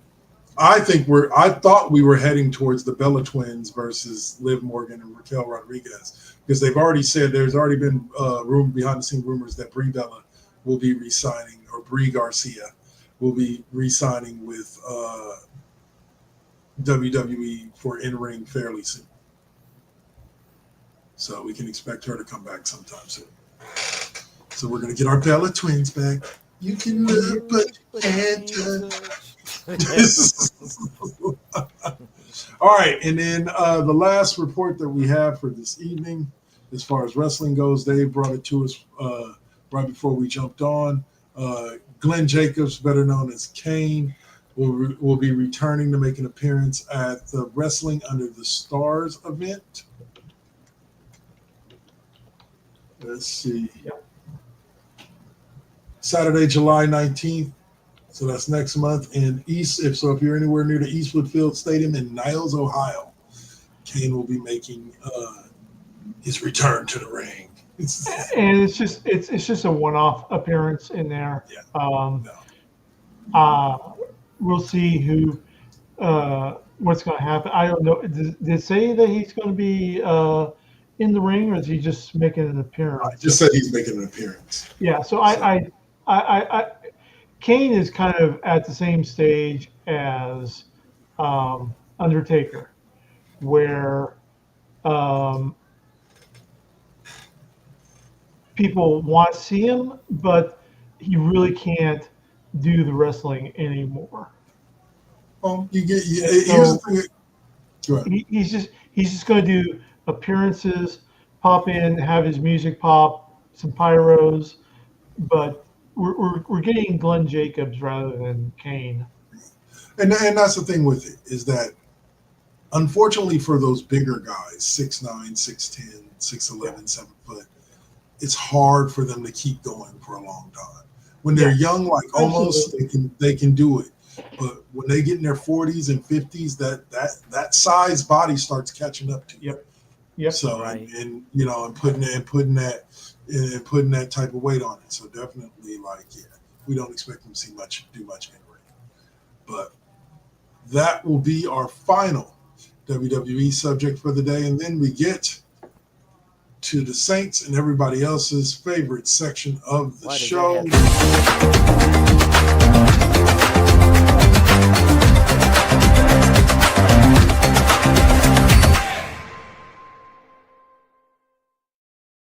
Am I wrong? Is it not your favorite intro of the show? Well, yeah, I guess. Okay. All right, Dave, I'm gonna let you start us off here. I gotta take a quick, unfortunately, old man restroom break. Be right back. All right. Kick us off with the you go. So, fresh off from Kotaku comes the announcement that Nexus Mods, the biggest modding site, is being sold after 24 years of existence. And for console players who are used to mods just being, Bethesda Creation Club style in there, Right. Nexus Mods was really what set and established the whole modding community off, where people can just let their thoughts just absolutely run wild, their creativity run wild, and create these mods. I mean, there's literally millions of these independent mods, some paid, some absolutely free. But I mean, you get stuff like my absolute hands down favorite indie mod is the Kryptonian package for Skyrim, where you are literally able to play a male or female Kryptonian becoming the Dragonborn. Oh yeah. Super strength, invulnerability, heat vision, freeze breath, flight, the whole shebang. Yeah, I in remember you discussing that. Oh yeah, Discussing because that. it's just such a hilariously over the top, fun mod. I mean, you just do a quick punch, and you're launching that hired thug from outside Riverwood all the way into the Imperial City. Mm-hmm. Literally, you just whoa! You're watching that orbital arc, but yeah, and it also comes down to fan customizations. Like for Fallout, there's mods where you can customize the appearance of your power armor to multiple chapters of Space Marines from Warhammer 40K. Yeah. So it's provided new ways to play, new ways to customize, and But it's not shutting down, is it? It's just being no, sold. it's just being sold. It's not shutting down. It's being sold, but that's the whole issue, is that it was one person running it, Dark One. There you go, Dark Lord. And he said, Dark One said, I didn't set out to build a business. I just wanted to make a place where modders could share their work without worrying it would vanish into the internet ether the next time a fan site went offline or a publisher decided they were done with it. Nice. And that's literally awesome. what he's doing. You can find mods for everything from Skyrim, Fallout, Cyberpunk, the entire Elder Scrolls, Witcher, Baldur's Gate to mods for Stardew Valley. Wow. Okay. Literally every game that has come out has some form of mod that you can install. On the PC, it's a complicated process on the PC, um, depending on the game. Um, Creation Club basically just made it easier for Bethesda mods and gave it a consistent platform that Bethesda conveniently controls. And that's not necessarily a bad thing because, well, Rule 34 in effect, yes, there are porn mods. One of the most popular mods for Rule World of 44 in Warcraft effect. are nude mods, where you wear certain armor sets in there, and you're watching your character walk around Azeroth in the buff. And They're anyone, definitely a unique group. yeah, That's gaming. I know, hey, dude, I don't kink shame. I'm just saying it's like it's out there. Nobody's stopping it. You can't stop it, and attempts at stopping it turn out to be too heavy-handed and cut out. A very there's hard like any gaming. There's hardcore and there's casual. Yeah. So there's the hardcore porn addicts who need to have their porn in their game in their MMOs, and then there's the casual ones like, yeah, sure, why not? That loincloth outfit just whatever. Can you shoot those people as they run around? Just pop.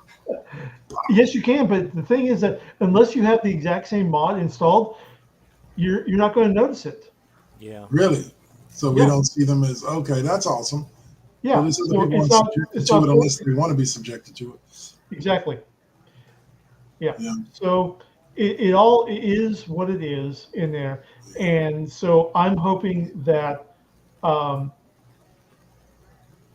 Nexus mod stays as unmonetized as possible, and that it doesn't become another gigantic corporate acquisition platform for the gaming industry. Because, yeah.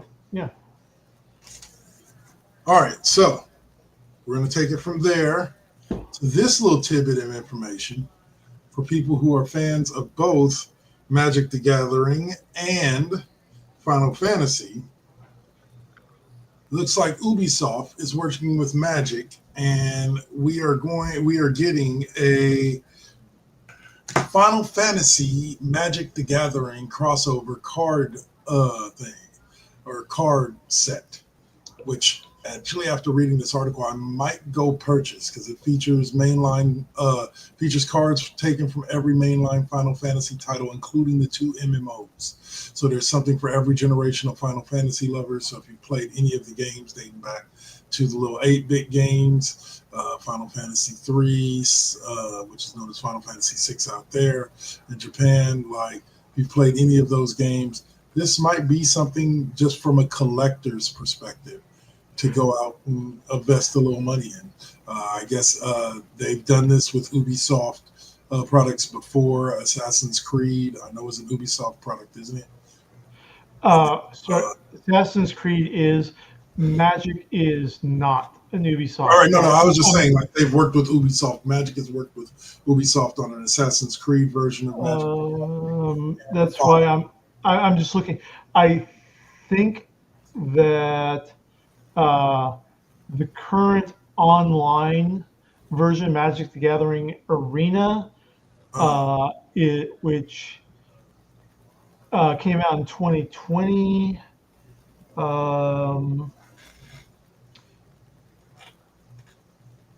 No, that's in-house. That wasn't made by Ubi. That wasn't made So, I have no idea what Ubisoft's connection is unless they've got some connection via Final Fantasy. Yeah. So, but yeah, Magic the Gathering itself, the card game, is lock, stock, barrel owned by Wizards of the Coast, aka Hasbro. Well, it's saying this article is saying that it's going to be hard to find. So this is the best-selling set in Magic's 30-plus year history. You will pay for the pleasure of this experience if you can find the product to pay for it all. So here's the thing. Magic puts out an expansion set literally every 4 months. Okay. An expansion set of the same size and scope of Final Fantasy that we're talking about here. Okay, hundreds of cards added in. It's always the best-selling expansion set until the next one comes along.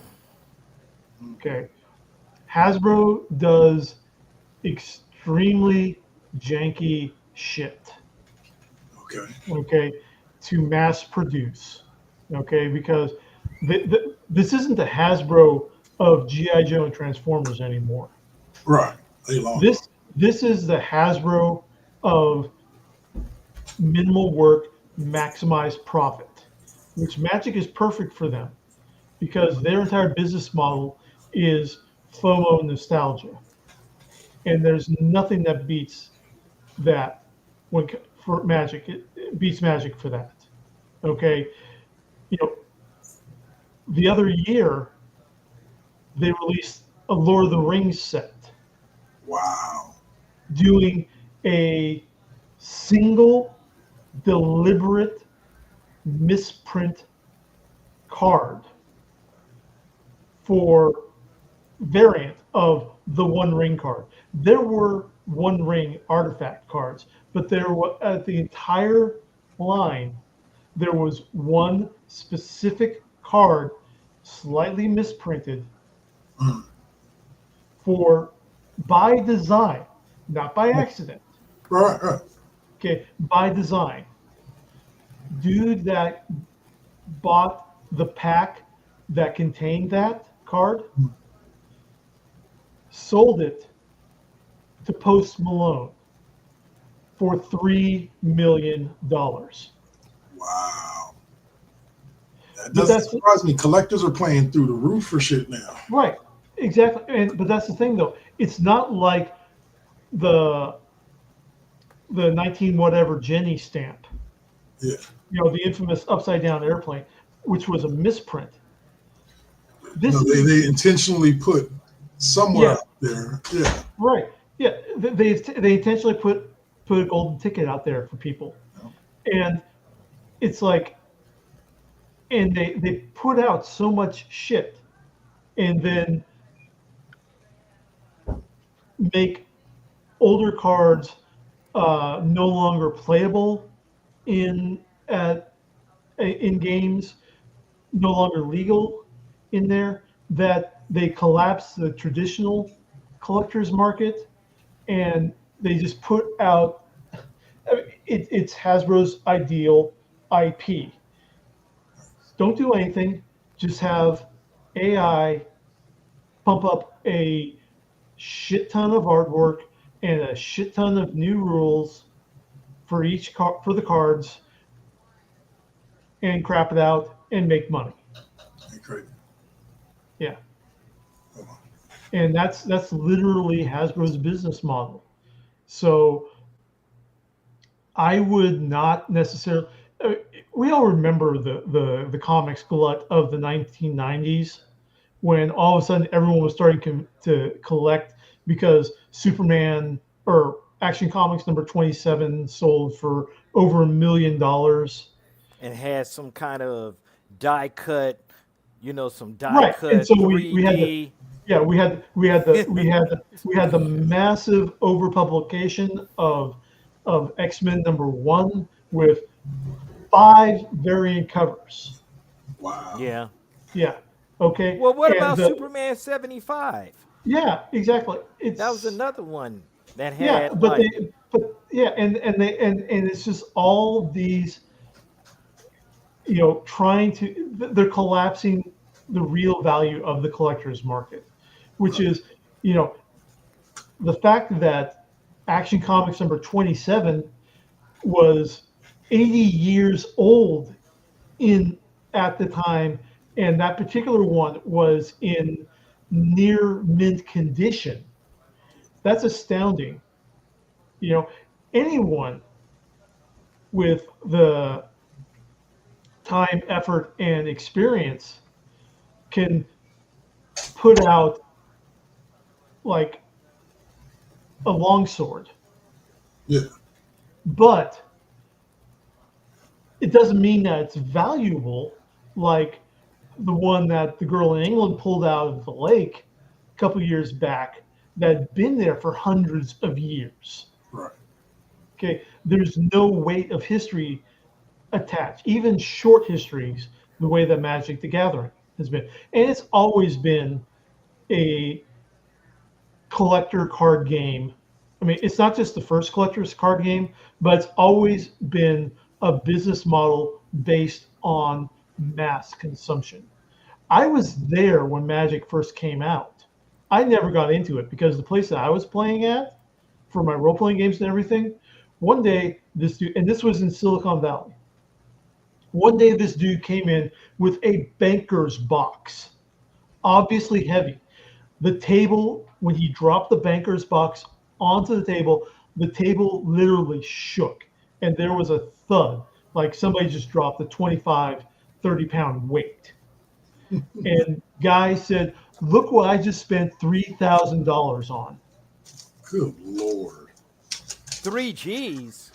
Yes, The fuck out of here. exactly. And that's how you be competitive at the pro levels with Magic is you dump tons of money. It's not for the casual collectors who's saying, "Yeah, I'm going to budget. I'll get 10 booster packs this week or this month or whatever." No, this is for people who buy cases of these for thousands of dollars day of release. And Hasbro's putting out new releases every 4 months, like I remember. clockwork. Also, I used to when I was a kid buy the big box of it was $20 at Costco, or price Mhm. as it was back then.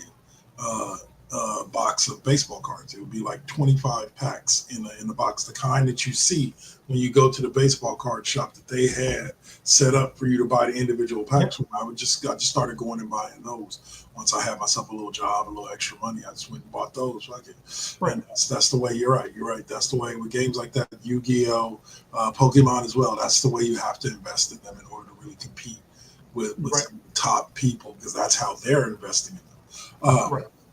But all right, but we got It's not about strategy anymore. It's all about how much money you can lay out Yeah.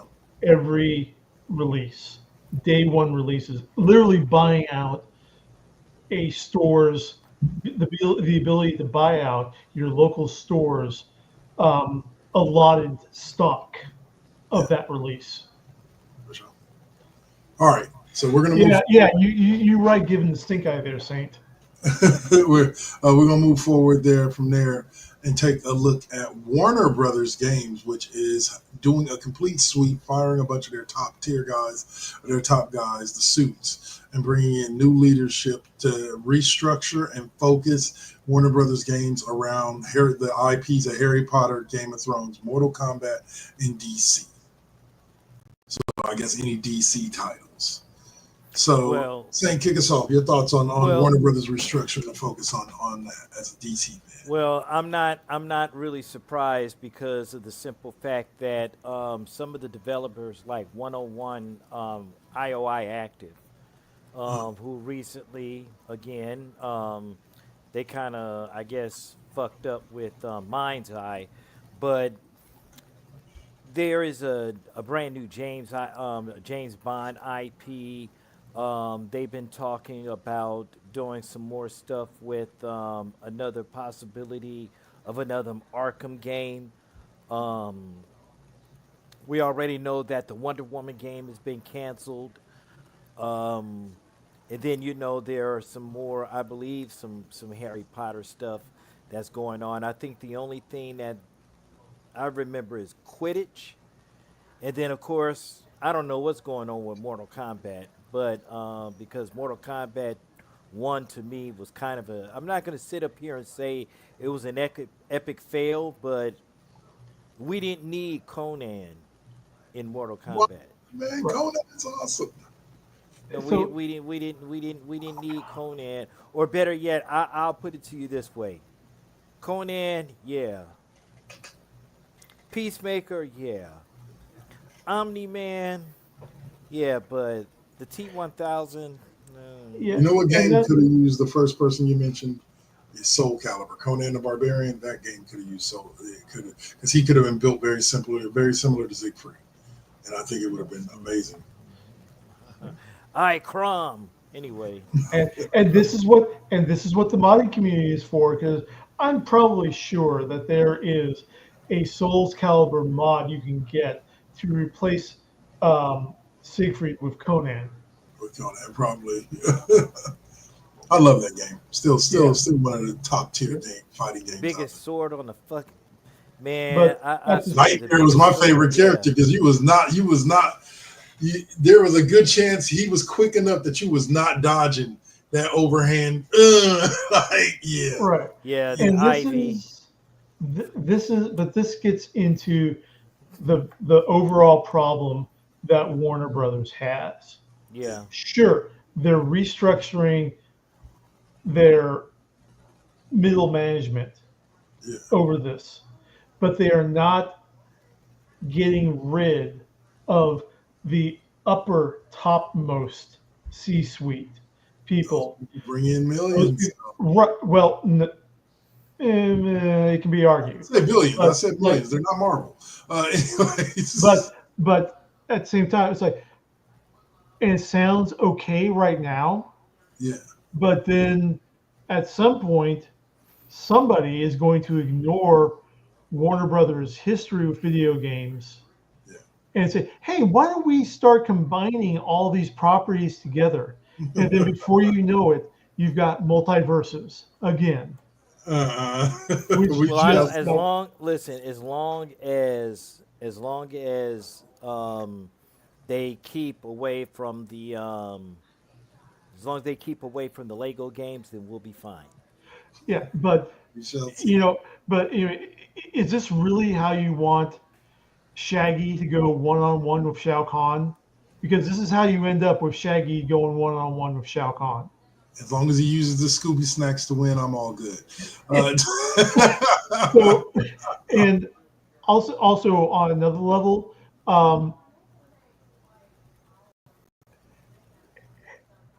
Game of Thrones is about done in its fan life. I agree. Series is over. George R. R. Martin is pissing off his fan base left and right by saying, shut up and I'll finish it when I finish it. Same with Harry Potter. Yeah. Okay. Because the deeper we go into Harry Potter, the absolutely worse it becomes. I mean, the official most recent Harry Potter Hogwarts Legacy, okay, the big MMO that everyone was excited about. You start playing it, and then wait a second, they're labeling a Jewish shofar, which is the ram's horn that they call at the temple. They're labeling a shofar as a goblin artifact that was sounded in a goblin revolution that sounds strikingly like the story of Masada. And all the goblins have big noses and work as bankers. How clearly do we have to make this picture for you people about what's going on? Yeah. I've You nothing know, to say about and it's yeah, that. exactly. Delete. And delete, because Warner Brothers doesn't care as long as they make money. Oh, it's gone through, it's done. Cancel the studio, sell the game, whatever. On to the next project. Pretty much. We got money to make. So Say his name and he appears. anyway, all right. So our next subject up is a little blurb that came out about the maker of the new Terminator 2 video game, tracked down the actor who played Future War John Connor back in '91 and included his likeness in the game. What do y'all think of that? He actually took That's badass. I actually got a chance to see the little documentary behind that game, and I'm actually looking forward to this side scroller because I think this is the Terminator 2 game that we really need in this Oh one. no, the Terminator 2 arcade game. I mean, when the arcade cabinet with the two, Yeah, um, with the two the two machine gun guns, but twins. yeah, but I mean, the last the last I think the last Terminator 2 game was on, I believe, the PlayStation, not the PlayStation, but the Super Nintendo 2. That was by LJN, I believe, and we all know that company is defunct. Speaking But of speaking of companies that just jeez, shit out IPs, uh, but yeah, they're really taking some time to really create this one. So I'm looking forward to Terminator 2. checking this out. Yeah, yeah. comes out Well, in August, I believe. August. Okay. Yeah, All and right. real quick, I just want to say something. It's funny because a lot of these games now, are going back to side scrolling, and it's really amazing that these games are still wanted. And I mean, I'm all there for it, but yeah, I love a good side scroller. And that's the thing about it. There's certain types of video games that are just kind of timeless. People are, no matter what generation you were born in, it's a great game to play, and that's the difference. Like I went off on a rant last week on somebody about Saint.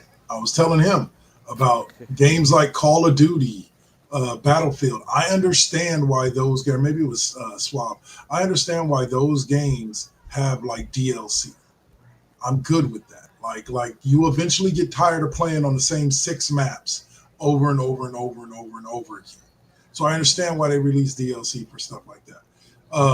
DLC for sports games or wrestling games, I get that. Anything outside of those two realms, sell me the whole fucking game when I pay for it. Stop selling me a piece of a game and then giving me the rest in downloads. Like outside of those two exclusive formats for gaming, I don't need to. I want to purchase a full game. It's part of the reason why I stopped playing anywhere outside of those genres because I'm just tired of having to purchase DLC to get a complete game. yep. Yeah, go on. Yeah, no, I totally agree with you. It's microtransactions are sadly how the industry has decided to squeeze even more money out. Yep. So not only are you paying, 70, $80 for a game day of release, you're now getting chipped away with all the microtransactions for all the specialty stuff.